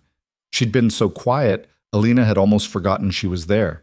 The federal investigation is ongoing. They have Vittorio's records, his testimony, his complete operational history. Right now, that investigation is focused solely on him and his direct partners. But if the narrative becomes the family's protected a criminal, that focus will expand significantly. Is that a threat? One of the DeLucas asked. It's a fact. The prosecutors want convictions. They'll take whatever targets we give them. Right now, we're offering them Vittorio Corsi and a few corrupt officials. We can keep it that way, or we can make it a war. Your choice. The calculation shifted again. Alina could almost see it happening, anger giving way to pragmatism, revenge losing out to survival instinct. Salvatore Corsi set down his drink with careful precision. And what happens to my family's assets, the properties, the businesses Vittorio controlled?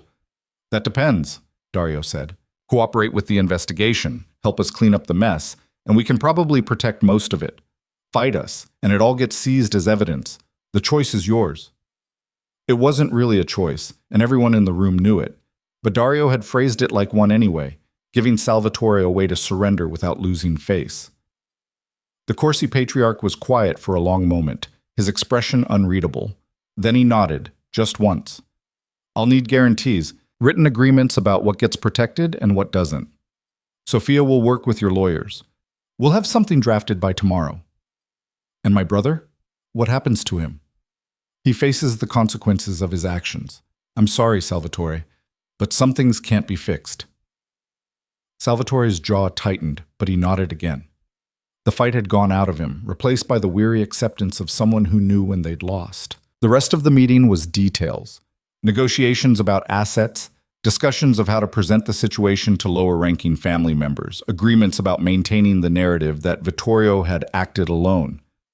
It was all very civilized, very professional, very much like watching vultures divide up a corpse. Alina stood against the wall, trying to process what she was watching. These people were discussing her parents' murderer like he was a business problem to be managed. They were protecting their interests, their wealth, their power, and Dario was helping them do it. She must have shown something on her face because Marco leaned close and murmured, "Don't judge too harshly. Sometimes you have to work with what you've got." "He's letting them get away with it," she whispered back. All of them knew what Vittorio was doing. Some of them probably helped. And now they're just going to walk away clean? No, they're going to walk away contained. There's a difference. Marco's expression was grave. The boss could push harder, could try to burn them all down. But that would start a war that would kill dozens of people and probably accomplish nothing. This way, Vittorio pays, the system gets exposed, and the families get a lesson about what happens when they cross certain lines. It's not perfect justice, but it's real justice, which is messier. Alina wanted to argue, but she couldn't find the words. Because Marco was right. Perfect justice didn't exist. It was a fairy tale, the kind of thing her grandmother used to believe in before the world taught her otherwise. The meeting ended around midnight. Dario worked the room on his way out, shaking hands and accepting acknowledgments that looked like deference but felt more like relief. He'd given them an out, and they were grateful for it, even if they'd never say so out loud. In the car heading back, Dario was quiet. He stared out the window at the Sicilian countryside sliding past, his expression unreadable. "You did well tonight," he said finally, not looking at her. "I didn't do anything." "You watched. You learned. You didn't let your anger show when Salvatore talked about your parents' killer like he was a victim." He turned to face her. "That took discipline. I'm impressed." "I wanted to stab him with a fork." Dario laughed, genuinely startled. "I would have paid to see that." "Marco said you were being strategic, containing the damage instead of trying to punish everyone involved." "Marco's smarter than he looks." Dario's smile faded. "I meant what I said at the estate. Vittorio destroyed your family. He deserves worse than prison. But going after everyone who helped him, everyone who looked the other way, that wouldn't bring your parents back. It would just create more chaos, more violence, more victims. Sometimes the smart play is knowing when to stop." It doesn't feel like justice." "No, it feels like compromise. But that's what building something new requires. You can't tear down the whole structure while you're still inside it. You have to be more careful than that." Alina thought about her grandmother again, about how she'd fought the debt with everything she had, refusing to compromise or give up or admit defeat. It had killed her, slowly, painfully, but just as surely as if Vittorio had pulled a trigger. Maybe there was courage in knowing when to work within the system instead of against it. Maybe wisdom wasn't about being right, it was about being effective. "Teach me," she said abruptly. Dario raised an eyebrow. "Teach you what?" "How to do what you did tonight. How to read a room. How to give people what they want while getting what you need. How to make compromise look like victory." She met his eyes. "You said you'd teach me to see the game before I'm playing it. I'm ready to learn." Something shifted in Dario's expression. Respect, maybe, or recognition. "All right, but it's not going to be easy, and you're not going to like some of the lessons. I haven't liked much of anything since I kissed you to save your life. Might as well commit." He smiled at that, wide and genuine. "Fair enough. We start tomorrow." The lessons began before sunrise. Dario pulled her out of bed at 5 in the morning, handed her coffee, and dragged her to a gym she didn't know existed, tucked into the basement of one of his legitimate businesses. Marco was already there, working a heavy bag with the kind of focused intensity that made it clear this wasn't optional. "Physical fitness first," Dario said, ignoring her protests. "You can't think clearly if your body is weak. Can't defend yourself if you've never learned how. And you definitely can't project confidence if you're exhausted all the time." "I'm exhausted right now," Alina pointed out. "Then we'll fix that." What followed was 6 weeks of the most brutal routine Alina had ever experienced. Every morning started with physical training, cardio, strength work, defensive techniques that Marco taught with patient ruthlessness. Then breakfast with Dario, during which he'd quiz her on news articles, asking her to identify the subtext, the real agendas behind public statements. The mayor announced new development initiatives in the Port District, he'd say, showing her a newspaper. What's really happening? He's clearing space for new construction? He's forcing out current businesses so his campaign donors can buy the property cheap. Look at the timeline. The announcement came 2 days after a major donor purchased a development company. That's not coincidence, that's coordination. After breakfast came meetings. Alina sat in on negotiations, contract reviews, strategy sessions. Dario would pause periodically to quiz her. What did you notice about how Russo phrased his offer? He seemed uncertain. He was fishing. He doesn't know what we know, so he's making vague offers to see how we respond. Which means we have more leverage than he does. How do we use that? Make him specify first? Exactly. Make him commit before we show our hand. It was exhausting and exhilarating and occasionally terrifying. Alina learned to spot lies in body language, read financial statements like stories, understand how power flowed through networks of obligation and debt. She learned which families were rising and which were falling, who owed whom favors, where the real power lived versus where it appeared to live. And slowly, she began to understand why Dario operated the way he did. You're playing a longer game than anyone else, she said one afternoon after a particularly complex negotiation. Everyone else is thinking about the next quarter, the next year. You're thinking decades ahead. Someone has to. The families are dying. They just don't know it yet. The question is whether they die violently, taking innocent people with them, or whether they transform into something sustainable. He pulled up a map of Palermo, marked with dozens of colored pins. Every pin is a business I've helped transition from illegal to legitimate operations. Former gambling fronts that are now restaurants. Loan sharking operations that became legitimate lending companies. Money laundering networks that turned into actual investment firms. Is the money really clean if it came from crime originally? No, but the jobs are real. The tax revenue is real. The fact that these businesses now function without destroying people's lives is real. He met her eyes. Perfect doesn't exist, Alina. We work with what we have and try to make it better. That's all anyone can do. The philosophy was tested a month into her training when one of the Russo family's operations got raided by police. News came through Marco just after dawn. Alina was finishing her morning workout, drenched in sweat and contemplating death, when he burst into the gym. We have a problem. The Russos got hit. Federal task force raided their warehouse operation. 20 people arrested, including Pietro Russo's son. Dario, who'd been spotting Alina on bench press, straightened immediately. What were they moving? Pharmaceuticals, unmarked, probably stolen. The shipment was worth about $3 million. Idiots. Dario's expression darkened. I warned Pietro 6 months ago to get out of that business. The regulatory attention alone makes it too risky. That's not the problem. Marco pulled up something on his phone, showed it to Dario. The Russos are claiming we tipped off the Federals, that this is retaliation for them questioning your handling of the Vittorio situation. Alina watched Dario's face go carefully blank, the expression he wore when he was furious but couldn't afford to show it. That's a serious accusation. They're serious about it. Pietro's already called a meeting. Tonight. He wants you there to answer the charges. Of course he does. Dario set down the weight bar he'd been holding.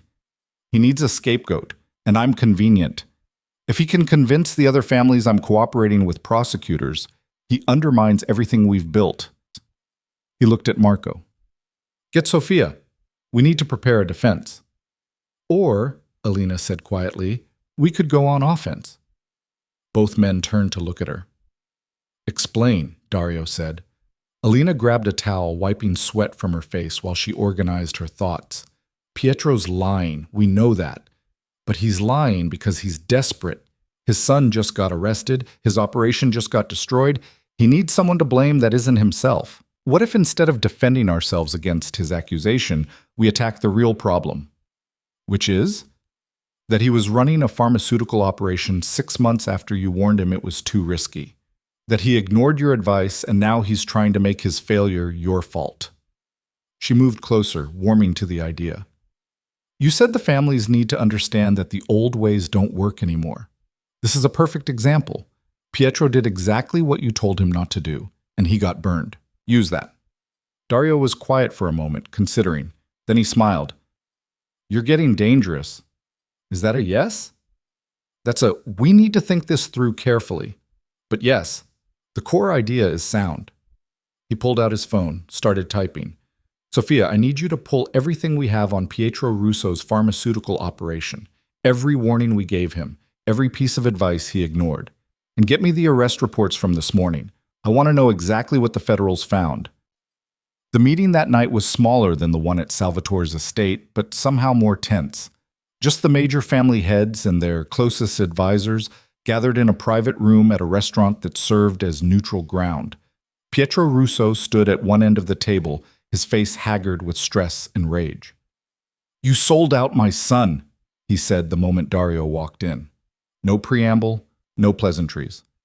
You handed federal prosecutors enough information to destroy my operation. That's a fascinating theory, Dario said calmly, taking his seat. What evidence do you have? The timing. The raid happened exactly when you knew we'd be moving product. The federals went straight to the right warehouse, knew exactly what they were looking for. That's not coincidence. You're right. It's not coincidence. It's stupidity. Dario pulled out a tablet, started pulling up documents. 6 months ago, I sent you a detailed analysis of why pharmaceutical operations were becoming too risky.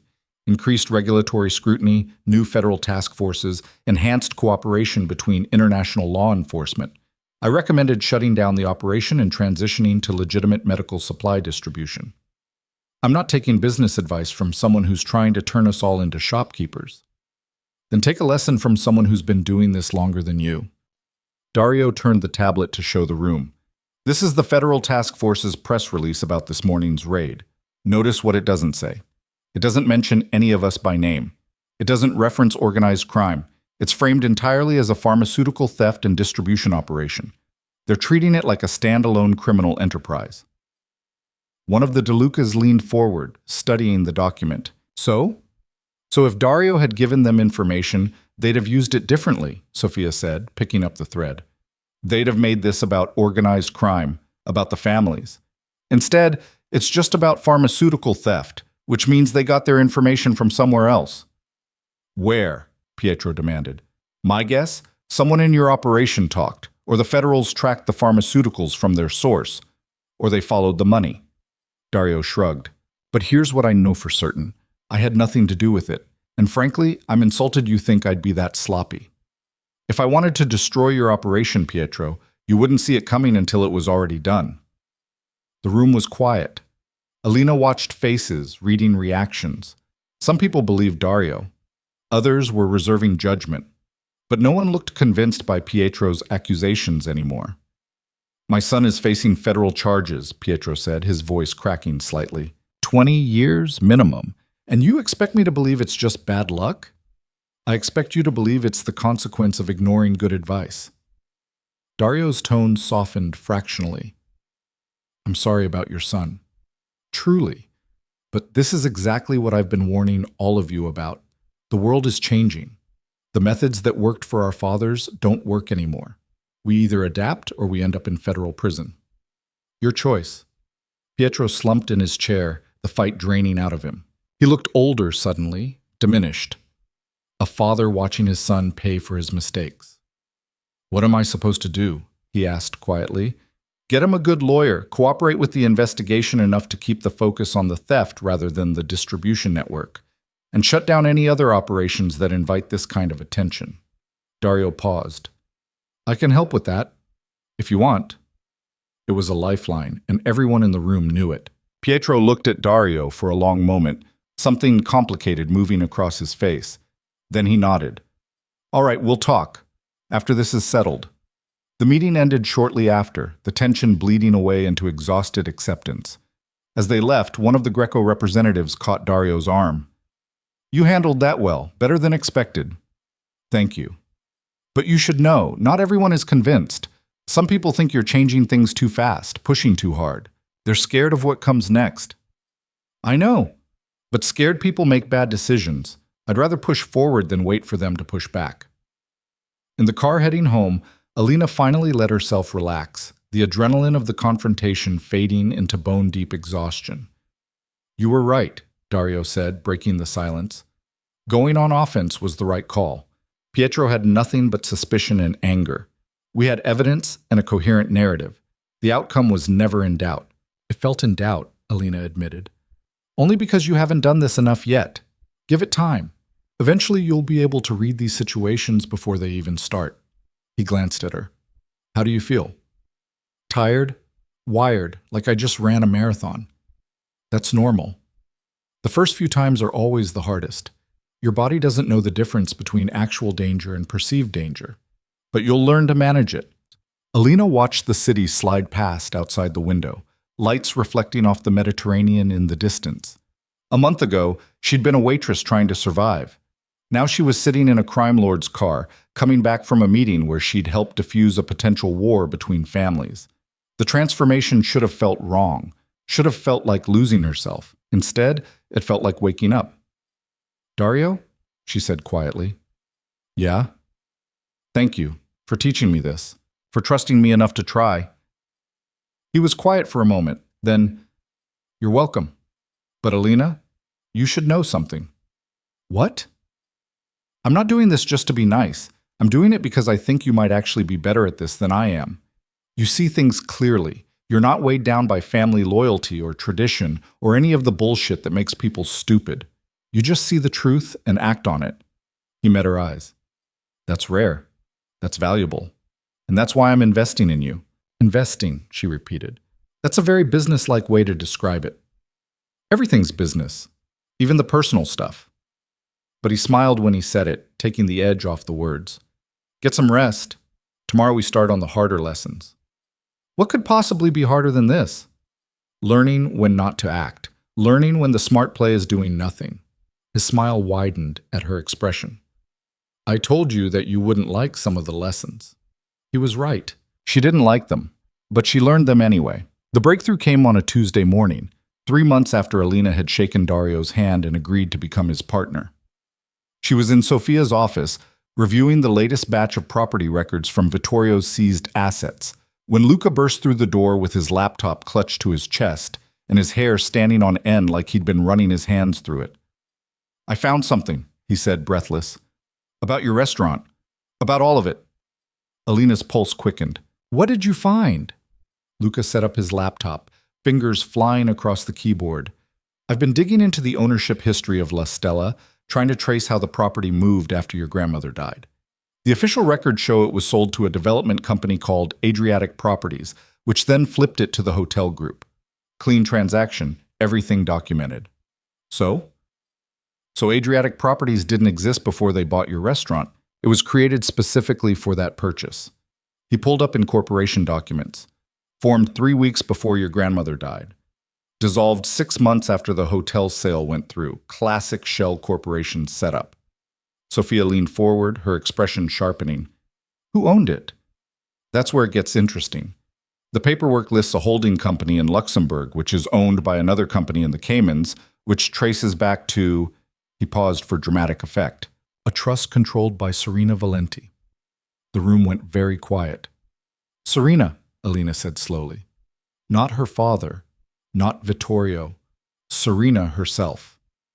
She was the one who ultimately profited from your restaurant seizure. She created the shell company, bought the property at the forced sale price, renovated it, and sold it for triple what she paid. The hotel deal alone netted her over 4 million euros. Alina stood up, her chair scraping against the floor. She walked to the window, trying to process what she was hearing. Serena Valenti, the woman who'd tried to poison Dario, the woman currently in custody facing murder charges, had personally stolen her family's legacy and turned it into profit. There's more, Luca said quietly. I cross-referenced the timeline with other events. Serena bought the property 2 weeks after your grandmother died. The sale was processed unusually fast. Normally these things take months, but this went through in under 30 days. Someone was pushing it through quickly. Why?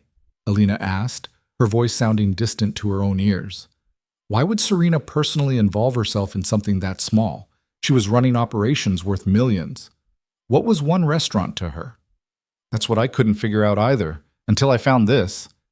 Luca pulled up another document, this one a zoning map. Your restaurant sat on a corner lot in a neighborhood that was being targeted for major redevelopment. But it wasn't just any corner, it controlled access to an entire block of properties. Without your lot, the developers couldn't proceed with their plans. So Serena needed it specifically, Sophia said, not just for profit, but to unlock a larger deal. Exactly. And the larger deal was a partnership between the Valenti family and a consortium of international investors to redevelop 12 blocks of central Palermo. The project was worth over 200 million euros, but it all hinged on acquiring key properties, including yours. Alina felt something cold settle in her chest. My family wasn't just collateral damage. We were a specific target. You were an obstacle, Luca corrected gently, and Serena removed obstacles. The implications cascaded through Alina's mind, her grandmother's death coming just when Serena needed the property, the unusually fast sale process, the fact that Serena had personally controlled the shell company rather than delegating to underlings. My grandmother, she said quietly. Did Serena— We don't know, Sophia interrupted, her voice firm but not unkind. Your grandmother was elderly, her health was failing. The official cause of death was heart failure, which is consistent with the stress she was under. But the timing is suspicious enough that we should investigate further. I want to talk to her, Alina said abruptly. To Serena. I want to ask her myself. Sophia and Luca exchanged glances. That's not a good idea, Sophia said. She's in federal custody, awaiting trial for attempted murder. Access is heavily restricted. Dario can get me in. He has connections. Even if he could, what would you accomplish? Serena isn't going to confess to anything. She's too smart for that. Maybe. But I need to look her in the eye and ask the question. Alina turned from the window, her jaw set. I need to know if she killed my grandmother. I need to hear her say it, or deny it, or squirm around it. I just need to know. Luca looked uncomfortable. Alina, even if she did something, even if we could prove it, the statute of limitations on most charges related to your grandmother's death has probably expired, and proving that someone deliberately caused a heart attack through stress is nearly impossible. I don't care about prosecuting her. She's already going to prison for trying to kill Dario. I just want the truth. Sophia stood, moving to stand beside Alina at the window. The truth doesn't always set you free. Sometimes it just gives you new things to carry. I'm already carrying it. I've been carrying it for 5 years, thinking it was bad luck, or my grandmother's stubbornness, or just the way the world works. Now I know it was deliberate. Someone looked at my family and decided we were worth less than a real estate deal. I need to know who made that decision, and why. You already know who, Sophia pointed out. The why is money. It's always money.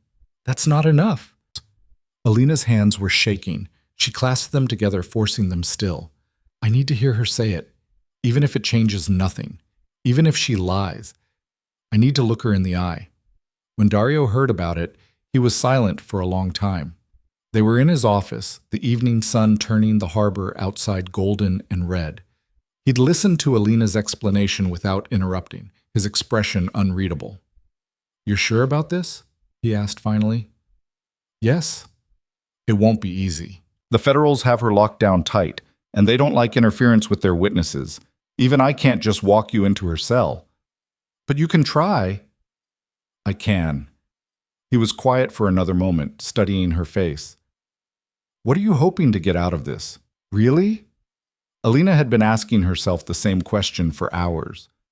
Closure, maybe, or just confirmation. I've spent 3 months learning how this world works, understanding the systems and the strategies, but it's all been abstract. Numbers on spreadsheets, names on documents. Serena is real. She's the person who actually made the decision to destroy my family. I need to confront that reality. And if she laughs in your face, if she admits everything and shows no remorse, then at least I'll know what I'm dealing with. Alina met his eyes. You said I needed to learn when not to act, when to wait. I've been patient, I've been strategic, but this isn't about strategy. This is personal, and I need to face it before I can move forward. Dario nodded slowly. All right, I'll make some calls, but you need to be prepared. Serena is smart and she's vicious. She'll try to get under your skin, try to hurt you just because she can. Don't give her the satisfaction. I won't. And Alina, Whatever she tells you, whatever you learn, it doesn't change who you are. You're not defined by what they did to your family. You're defined by what you choose to do next. The words settled into her chest, warm and solid. Thank you. Don't thank me yet. You might hate me after this conversation happens. It took Dario 4 days to arrange the meeting. 4 days of calling in favors, negotiating with federal prosecutors, and making promises Alina suspected were more significant than he let on. But finally, he got word that she'd have 20 minutes with Serena Valenti under supervised conditions. The federal detention center was exactly as grim as Alina expected. Concrete walls, harsh fluorescent lighting, guards who looked at her with the particular suspicion reserved for anyone visiting organized crime figures. Marco accompanied her, along with one of Dario's lawyers, who made it clear that she was there only as an observer. Don't threaten her, the lawyer advised as they waited in a sterile conference room. Don't make any statements that could be interpreted as witness intimidation. And for the love of everything, don't confess to anything. I'm not the one on trial, Alina pointed out. Everyone's on trial in a room like this. Just be careful. When they brought Serena in, Alina was struck by how different she looked from the elegant woman at the engagement party. The prison jumpsuit washed out her complexion. Her blonde hair was pulled back in a simple ponytail. No makeup, no jewelry, no armor of wealth and beauty to hide behind. But her eyes were the same. Cold, calculating, missing nothing. Alina Moretti, Serena said, her voice carrying the same cultured tones despite everything. The waitress who saved Dario's life. I've been wondering when you'd show up. Have you?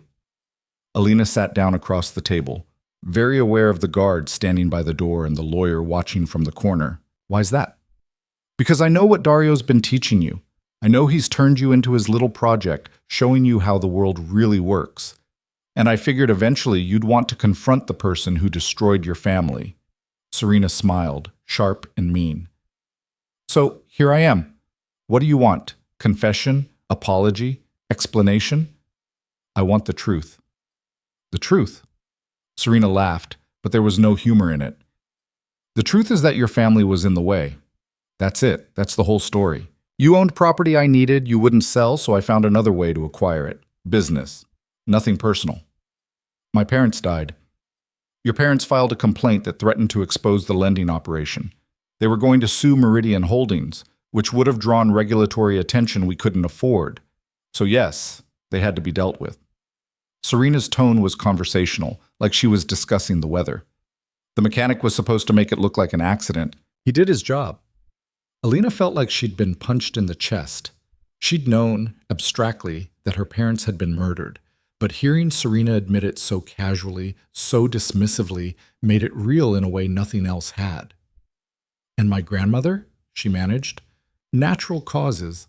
I had nothing to do with that. Serena leaned back in her chair, studying Alina with clinical interest. Though I won't pretend I wasn't relieved when she died, made the property acquisition much simpler. Grieving granddaughter, drowning in debt, no emotional bandwidth to fight a legal battle. You practically gave me the restaurant. I was trying to survive. Everyone's trying to survive. The difference is that some of us are good at it, and some of us end up as collateral damage. Serena's smile widened. You know what's funny? You could have been collateral damage. Should have been, really. The invisible waitress nobody notices. But you just had to play hero, didn't you? Had to kiss Dario and whisper your little warning and insert yourself into a world that was never meant for you.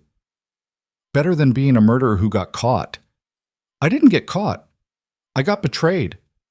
For the first time, real emotion cracked through Serena's control, rage, bitter and hot. Dario was supposed to die that night. The families were supposed to fracture. My father's alliance with the Corses was supposed to take control. It was perfect. But you ruined it. One stupid, impulsive gesture from a nobody, and everything fell apart. Good, Alina said quietly. I'm glad I ruined it. I'm glad you're sitting here in a prison jumpsuit instead of running your empire. And I'm glad Dario lived. Serena's eyes narrowed. You care about him. How sweet. Has he told you what he really is? Has he explained that his grand reform project is just a different flavor of the same poison? He's not saving anyone, Alina. He's just rebranding exploitation and calling it progress. He's trying to change things. He's trying to control things. There's a difference. Serena leaned forward, her voice dropping. You think you're partners? You think you matter to him beyond your usefulness? You're a tool, a convenient weapon he can point at his enemies while pretending to be better than the rest of us. The moment you stop being useful, he'll discard you. You don't know him. I knew him well enough to know he'd check his wine before drinking it, well enough to know he'd investigate everyone involved in the conspiracy, well enough to know he'd turn this into an opportunity to consolidate power. Serena sat back again. I know exactly who Dario Vitale is. The question is, do you? Or are you so grateful he saved you from poverty that you can't see you've just traded one form of servitude for another? Alina wanted to argue, wanted to defend Dario and herself and the partnership they'd built. But Serena's words burrowed under her skin, finding doubts she'd been trying to ignore. Was she really Dario's partner? Or was she just useful enough to keep around until she wasn't? I see I've given you something to think about, Serena said, satisfied. Good. You deserve to know the truth before you get too attached to the illusion. The truth, Alina said, finding her voice again, is that you murdered my parents for a real estate deal, that you built your empire on destroying families like mine, that you tried to poison the one person who was actually trying to make things better. Whatever Dario is, whatever his flaws, he's not that. He's not you. Not yet. Give him time. The guard stepped forward. Time's up. Serena stood, graceful even in a prison jumpsuit. It's been enlightening, Alina. I hope you get everything you're looking for from this life you've chosen, though I suspect you won't. As they led her away, she looked back one more time. Tell Dario I said hello, and tell him I'll see him again, sooner than he thinks. The drive back from the detention center was silent. Marco knew better than to try to make conversation, and the lawyer was busy on her phone. Alina stared out the window, watching the city slide past, trying to process everything Serena had said. Your parents had to be dealt with. Business. Nothing personal. You're a tool. The words circled in her mind like vultures. When they got back to the office, Dario was waiting. He took one look at Alina's face and dismissed everyone else with a gesture. That bad? He asked when they were alone. She admitted it, all of it. My parents' murder, the property seizure, everything. Alina's voice sounded hollow.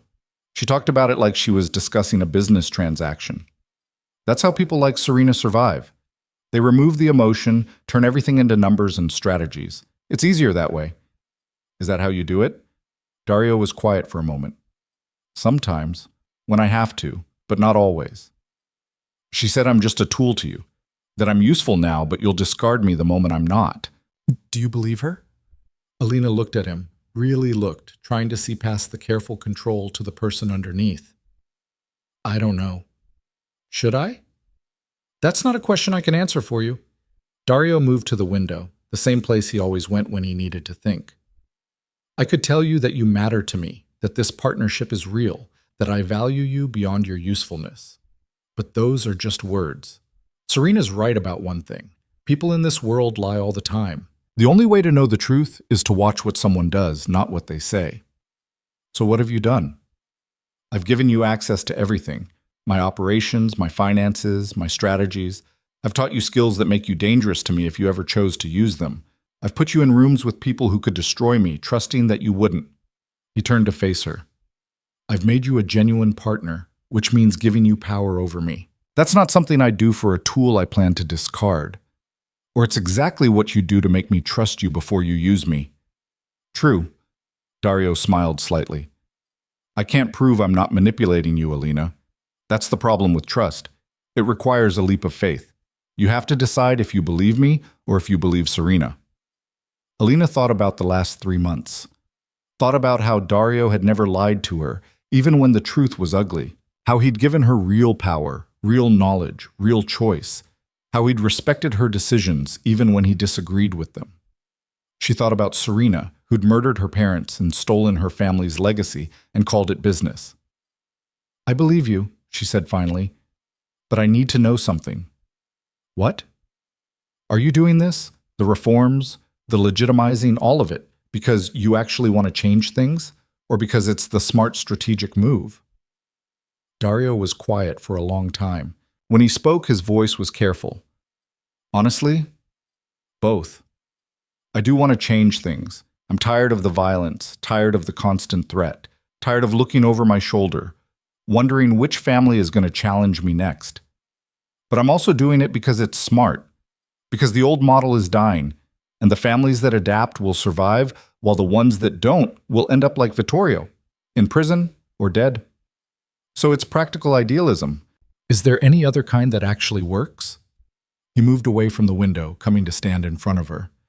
I'm not a good man, Alina. I've done terrible things. I'll probably do more terrible things before this is over, but I'm trying to be better than I was, trying to build something that doesn't require destroying innocent people. That has to count for something. It does, Alina said quietly, and meant it. The moment stretched between them, something shifting. It wasn't trust exactly. Trust was too simple a word for what was building. It was more like recognition. Two people who'd both been forced to navigate impossible situations, who'd both chosen to try anyway. Serena said she'd see you again, Alina said, breaking the silence. Sooner than you think. What did she mean? Dario's expression darkened. She has information the prosecutors want about other families, other operations. She's going to try to negotiate a deal. Can she? Maybe, if what she knows is valuable enough. The federals love turning organized crime figures against each other. And Serena knows where a lot of bodies are buried, metaphorically and possibly literally. What happens if she gets out? She won't get out, but she might get her sentence reduced. And even from prison, she has resources, connections, people who still owe her loyalty. He met Alina's eyes. She'll try to hurt me however she can, which means she'll try to hurt you too. The threat should have scared her. Maybe it would have, 3 months ago.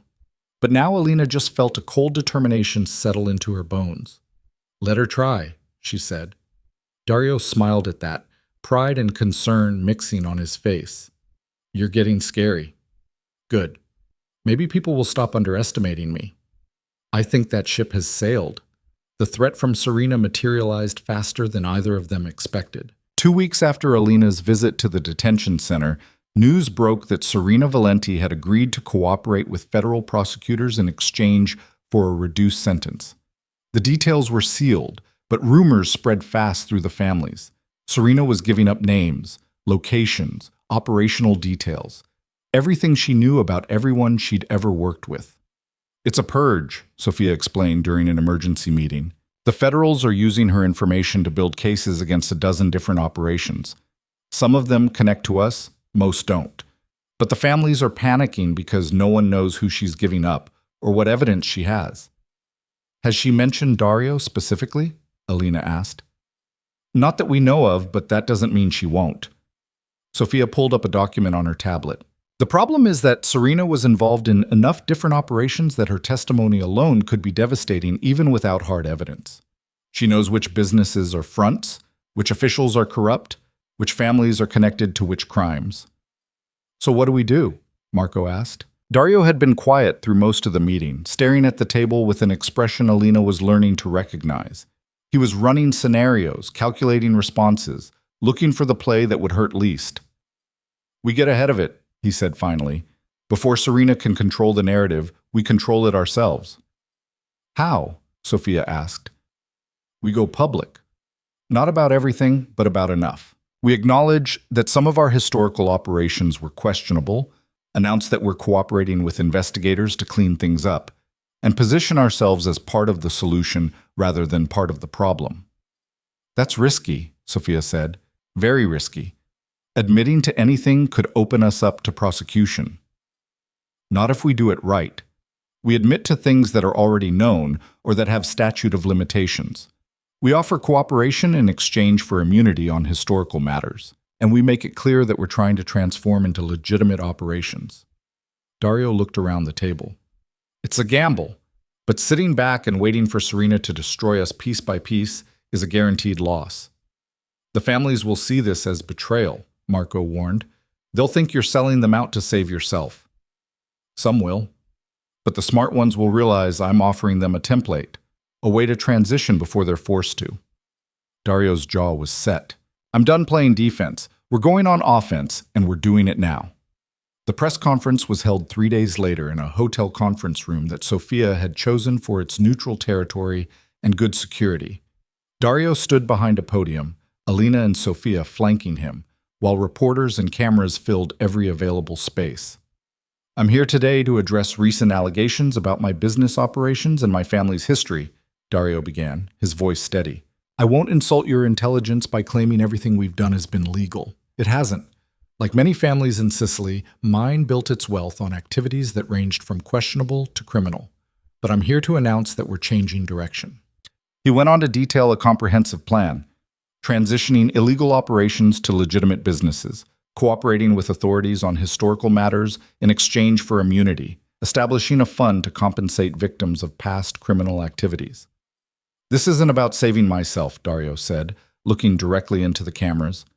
This is about recognizing that the old ways are dying. We can either die with them or build something new. I choose to build. The questions came fast and pointed. Are you cooperating against other families? I'm cooperating to clean up our own operations. What other families choose to do is their business. Do you acknowledge responsibility for past crimes? I acknowledge that my family's business practices have caused harm. We're working to make that right. What about Serena Valenti's testimony? Is this a response to her cooperation? This is a response to reality. The world is changing. We're changing with it. Alina watched from the side of the room, seeing the calculation in the reporters' faces. Some were skeptical, some intrigued, all of them sensing a story bigger than they'd expected. When it was over, when the cameras had stopped rolling and the reporters had scattered to file their stories, Dario looked exhausted. That was either brilliant or catastrophic, he said quietly. We'll find out which in about 12 hours when the families respond. The response came in 6. Pietro Russo called first, his voice tight with barely controlled rage. You just declared war on all of us. You know that, right? I declared an end to a war we were already losing, Dario replied calmly. If you're smart, you'll follow my lead. If you're not, you'll end up like Vittorio. 3 other family heads called with variations on the same theme: anger, betrayal, threats. But 2 of them, including one of the Grecos, called to ask how they could implement similar transitions. It's working, Sofia said, monitoring the response. Not universally, but enough. You've split the families between those who see this as survival and those who see it as surrender. And the ones who see it as surrender? Alina asked. They'll try to remove him, soon. Sofia met Dario's eyes. You need to be careful. You just made yourself a target to everyone who wants things to stay the same. I've been a target since my father died, Dario said. At least now I'm a target with a plan. The assassination attempt came 2 weeks later. Alina was with Dario in his car, heading back from a meeting with prosecutors to finalize immunity agreements, when the motorcycle pulled alongside them. She saw it in her peripheral vision, 2 riders, the passenger reaching into his jacket. Gun! Marco shouted from the front seat, already moving. Everything happened very fast and very slow at the same time. The window beside Dario exploded inward. Marco was shouting orders. The driver was accelerating, swerving. The motorcycle kept pace, the shooter lining up another shot. Alina didn't think. She grabbed Dario and pulled him down, covering his body with her own as bullets punched through the car's interior. She felt something hot graze her shoulder, heard Dario shouting her name, heard the screech of tires and the crunch of metal as their car collided with something. Then silence. Alina. Dario's voice was urgent, his hands on her face. Alina, look at me. She opened her eyes, not remembering closing them. Dario was above her, his face cut and bleeding, but alive. Alive. You're hurt, he said, his voice shaking in a way she'd never heard before. You're bleeding. I'm fine. She tried to sit up, felt the world tilt dangerously.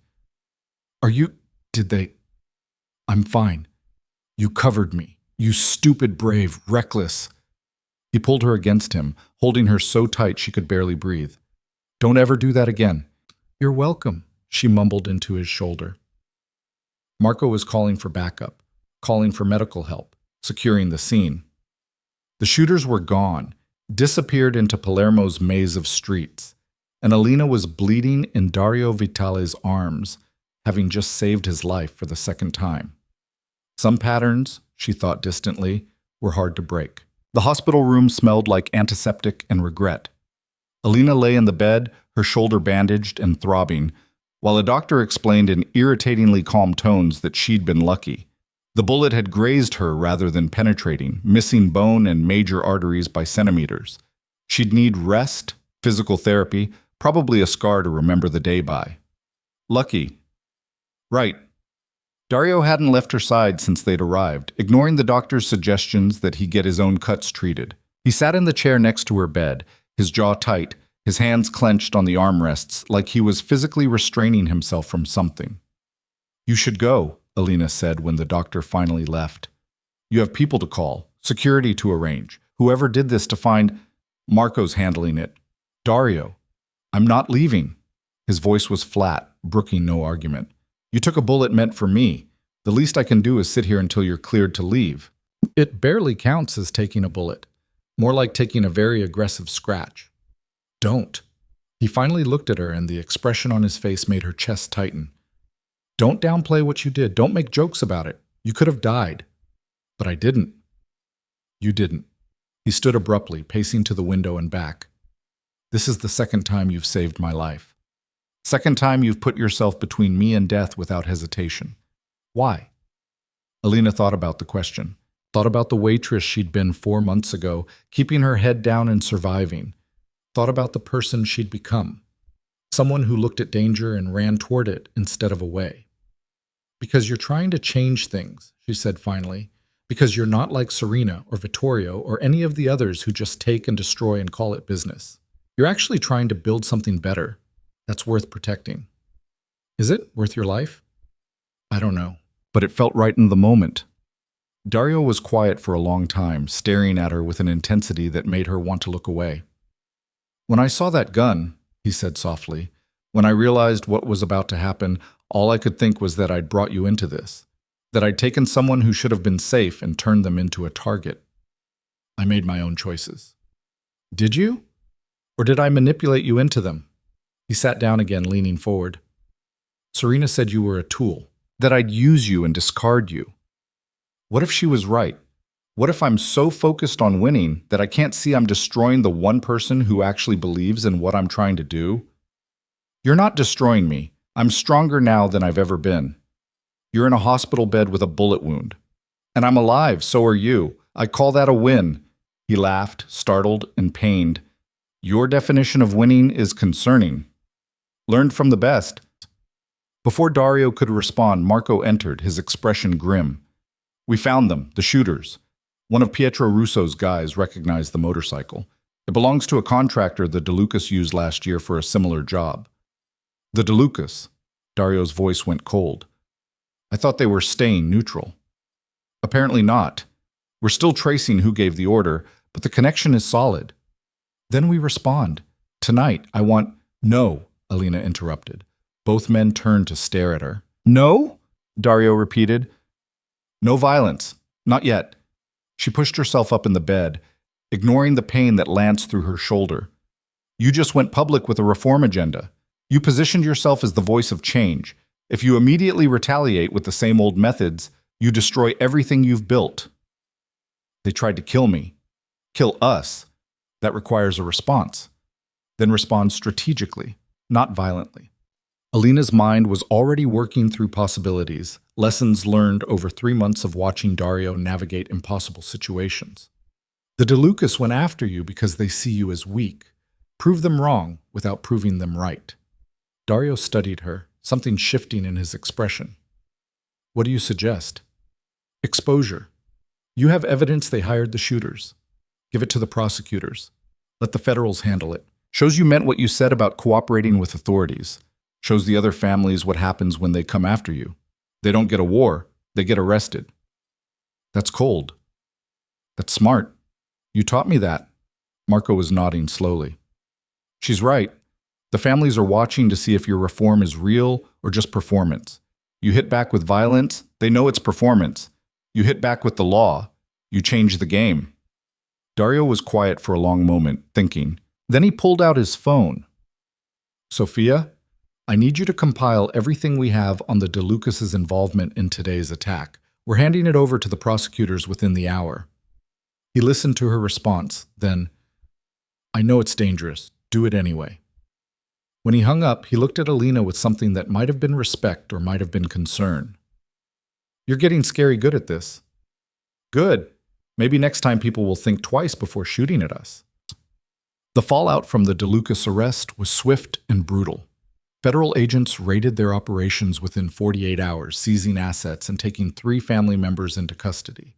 The evidence Dario had provided was airtight: phone records, financial transfers, testimony from the contractor who'd supplied the motorcycle.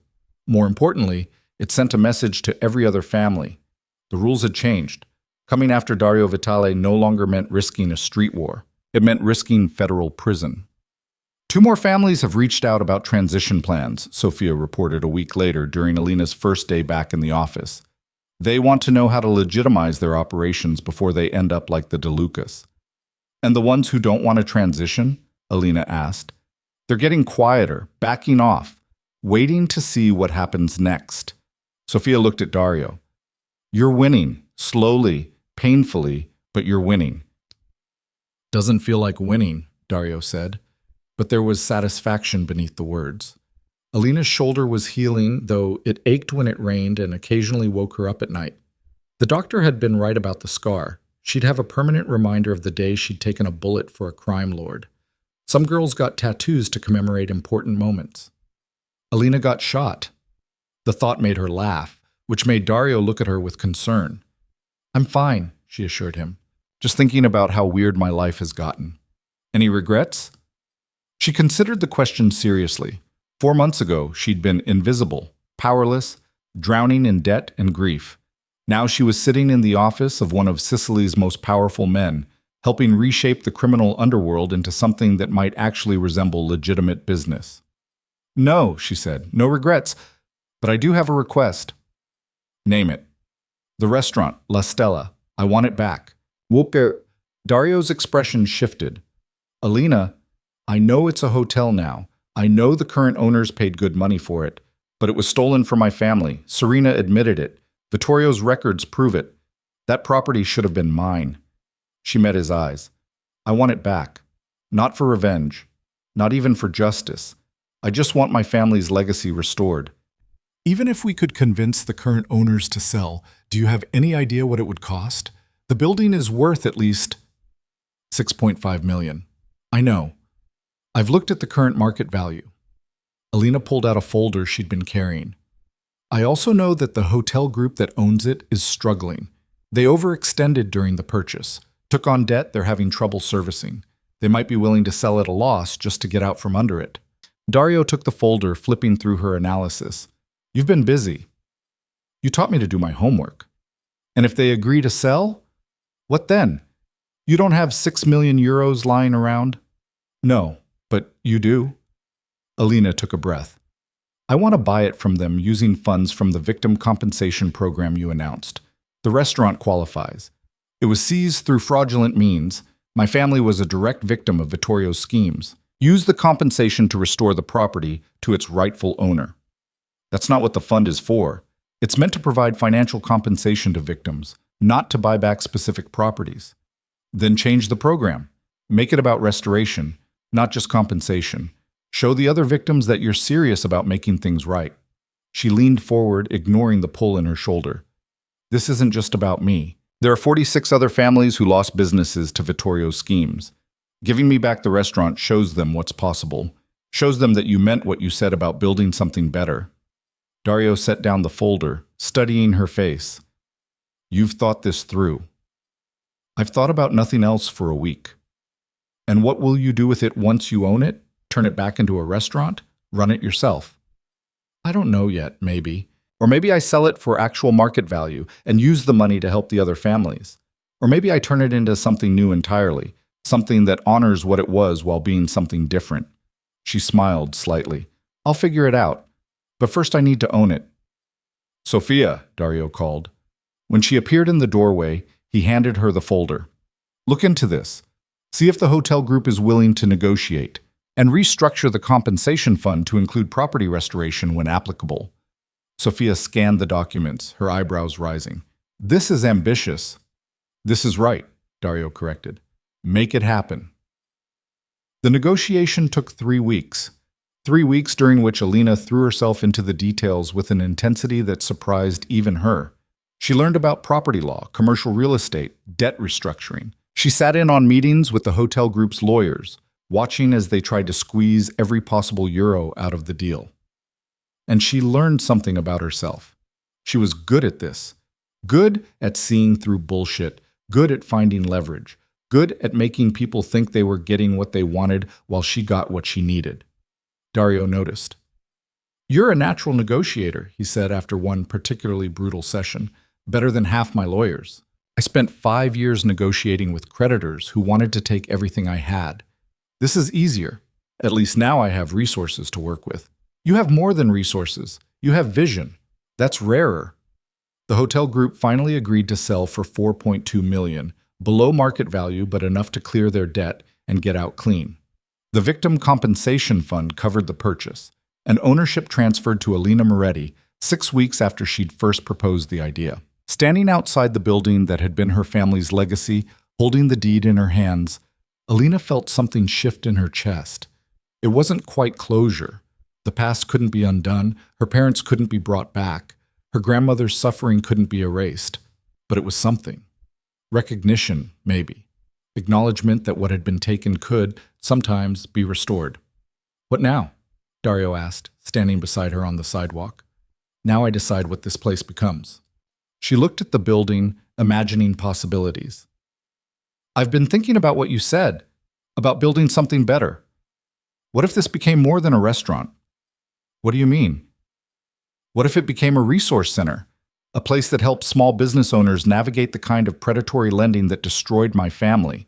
Legal advice, financial counseling, advocacy. We could use the victim compensation fund to staff it, and the ground floor could still be a restaurant, keep the legacy alive while creating something new."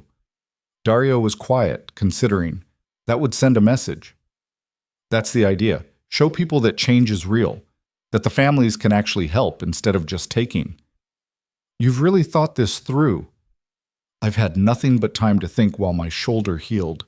She turned to face him. "What do you think? Is it naive? Too idealistic?" "It's both, but that doesn't mean it's wrong." He smiled. "I think you should do it, and I think you should run it." "Run it? I'm not qualified to." "You're more qualified than you think. You know what it's like to be a victim of the system. You've learned how the system works from the inside. You have connections, resources, and apparently a talent for negotiation that would make most lawyers jealous." He met her eyes. "You wanted to honor your family's legacy. This would do it better than any restaurant could." Alina looked back at the building, feeling the weight of possibilities settling on her shoulders. It would be hard work. It would require skills she was still learning. It would mean confronting the reality of what had been done to families like hers, over and over again. But it would also mean something. It would mean the people who destroyed her family hadn't won, that their cruelty had been transformed into something that actually helped people. "Okay," she said, "I'll do it, but I'm going to need help. Whatever you need." Over the next 3 months, Alina threw herself into the project with single-minded determination. She hired lawyers who specialized in consumer protection. She recruited financial counselors who'd worked with struggling businesses. She found a chef who'd trained under her grandmother years ago and convinced him to run the restaurant portion. And slowly, impossibly, the Moretti Foundation took shape. The grand opening was held on a warm evening in late summer, 6 months after Alina had kissed Dario Vitale and saved his life. The building had been renovated, still recognizable as her family's restaurant, but updated, expanded, transformed into something that served a larger purpose. The ground floor was the restaurant, serving the same kind of honest food her great-grandfather had believed in. The upper floors housed offices for lawyers and counselors, conference rooms for consultations, a small library of resources for small business owners. And in the main lobby, Alina had installed a plaque with the names of all 47 businesses destroyed by Vittorio's schemes. A memorial, but also a promise. This wouldn't happen again. Dario stood beside her as guests filed in. Other victims who'd accepted compensation from the fund, family heads who'd agreed to transition their operations, prosecutors who'd worked the cases, journalists who'd covered the story. Nervous? He asked quietly. Terrified, she admitted. What if nobody comes? What if this whole thing is a disaster? It's not going to be a disaster. Look around. You did this. You took something that was destroyed and built it into something that matters. Alina looked at this crowd gathering, at people shaking hands and making connections, at her grandmother's friend working in the kitchen, preparing food that smelled like memory and hope. We did this, she corrected. I couldn't have done any of it without you. You would have found a way. You're stubborn like that. She laughed, feeling some of the tension ease. Is that a compliment? It's an observation, though I suppose it could be both. Sophia appeared, carrying 2 glasses of wine. For the founders, she said, handing them over. Though I've checked both for poison, so you can relax. Some habits die hard, Dario said, but he was smiling. The evening unfolded with surprising smoothness. People ate, talked, made connections. 3 business owners who'd been victimized by predatory lenders signed up for consultations on the spot. A local journalist asked for an interview about how the foundation planned to operate. 2 of the transitioning families made donations to support the work. And through it all, Alina moved through the crowd, shaking hands and answering questions and trying to absorb the fact that this was real, that she'd actually pulled it off. Late in the evening, after most of the guests had left, she found herself alone in the restaurant portion with Dario. They sat at a corner table, the same table where her grandmother used to sit and watch the dining room, making sure everyone was happy and fed. She would have been proud, Dario said quietly, as if reading her thoughts. Your grandmother, she would have been proud of what you've built here. I hope so, though she probably would have had opinions about my business partners. Fair. I'm not exactly the kind of person parents dream about for their children. No. But you're the kind of person who actually keeps his word, who helps when he says he'll help. Who's trying to be better than he was? She met his eyes. That counts for something. Does it? Count enough? The question hung between them, weighted with meaning that went beyond business partnerships and foundations. Alina thought about the last 6 months, about how they'd gone from strangers to allies to something she didn't quite have words for, about how he'd taught her to see the world clearly, to use power instead of being used by it, to fight smart instead of just fighting, about how somewhere along the way she'd stopped seeing a crime lord and started seeing just a man, complicated, flawed, trying. Yeah, she said softly. It counts enough. Dario reached across the table, taking her hand in his. I meant what I said earlier, about you being more qualified than you think, but I also need to say something else. What? You're not obligated to stay in this world. You've got the foundation now, you've got resources, you've got skills. You could walk away from all of it, from me, from the families, from everything, build a completely legitimate life. And I wouldn't stop you, wouldn't hold it against you. You've earned that choice. Alina looked at their joined hands, feeling the warmth of his palm against hers. And if I don't want to walk away, then I'd like to try something new. Not a business partnership, not a strategic alliance, just us. Whatever that looks like. That's probably a terrible idea. Almost certainly. People will talk, the families, the prosecutors, everyone. Let them. And when the next crisis happens, the next assassination attempt, the next impossible decision, we handle it together, like we've been doing. He squeezed her hand gently. I'm not promising easy, Alina. I can't. But I can promise honest. I can promise that I'll keep trying to be better. And I can promise that you'll never be a tool or a weapon or anything other than a partner, equal and valued. She thought about Serena's words in the prison visiting room, about being useful until she wasn't, about being discarded. But she also thought about the last 6 months, about every time Dario had listened to her ideas, respected her decisions, given her real power instead of just the appearance of it, about how he'd sat by her hospital bed after she'd taken a bullet for him, looking at her like she mattered more than strategy or survival. Okay, she said. Let's try it. Us. Whatever that means. He smiled, wide and genuine and maybe a little bit stunned. Yeah? Yeah. But I have conditions. Of course you do. No more secrets. If you're planning something that affects me or the foundation, I want to know. Full transparency. Done. And no more treating me like I need protection. I proved I can handle danger. Respect that.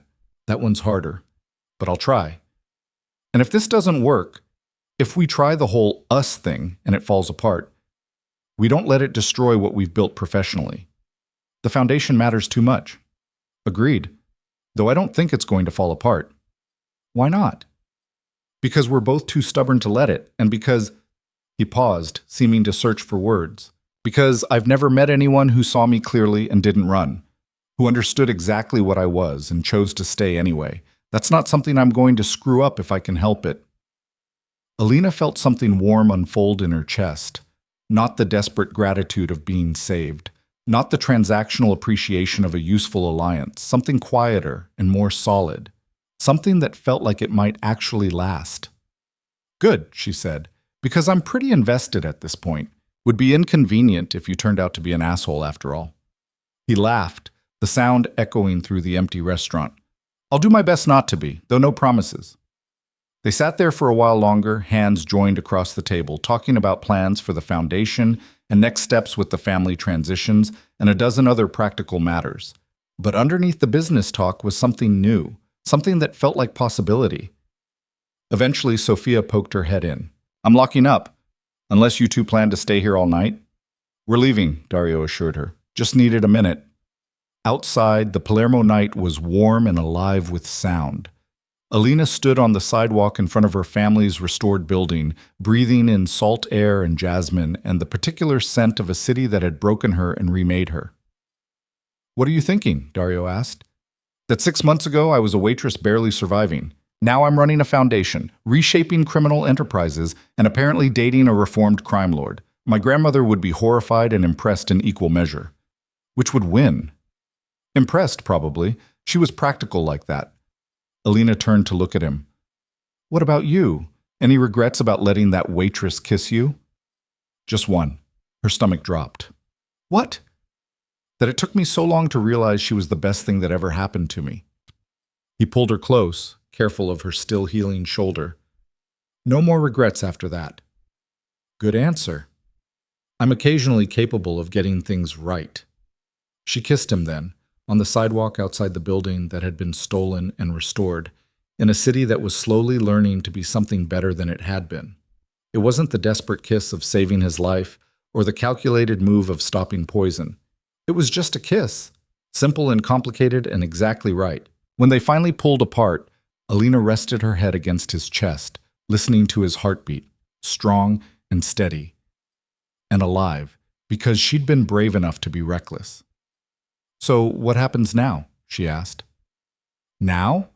We keep building, keep changing things, keep trying to be better than we were. Sounds exhausting. Probably will be. Worth it, though? Definitely worth it. They stood there for another moment. Two people who'd both been shaped by violence and loss and impossible choices, who'd somehow found in each other the possibility of something different. Then Marco pulled up with the car, and they got in and drove through Palermo's winding streets toward whatever came next. The families were still transitioning, the prosecutors were still building cases. The world was still complicated and dangerous and frequently unjust. But in a renovated building that smelled like her grandmother's cooking, a foundation was taking shape. Victims were getting help. Small businesses were learning to protect themselves. And the invisible waitress who'd kissed a crime lord to save his life had become someone who actually mattered. Not because someone gave her permission, not because she earned it through suffering, but because she'd seen something wrong and refused to look away. Because she'd been brave enough to act when action was stupid. Because she'd learned to turn powerlessness into power and use it for something that actually helped. The restaurant was gone, transformed into something new. Her parents and grandmother couldn't be brought back. The past couldn't be undone. But the future? The future was still being written. And Alina Moretti had finally learned to hold the pen.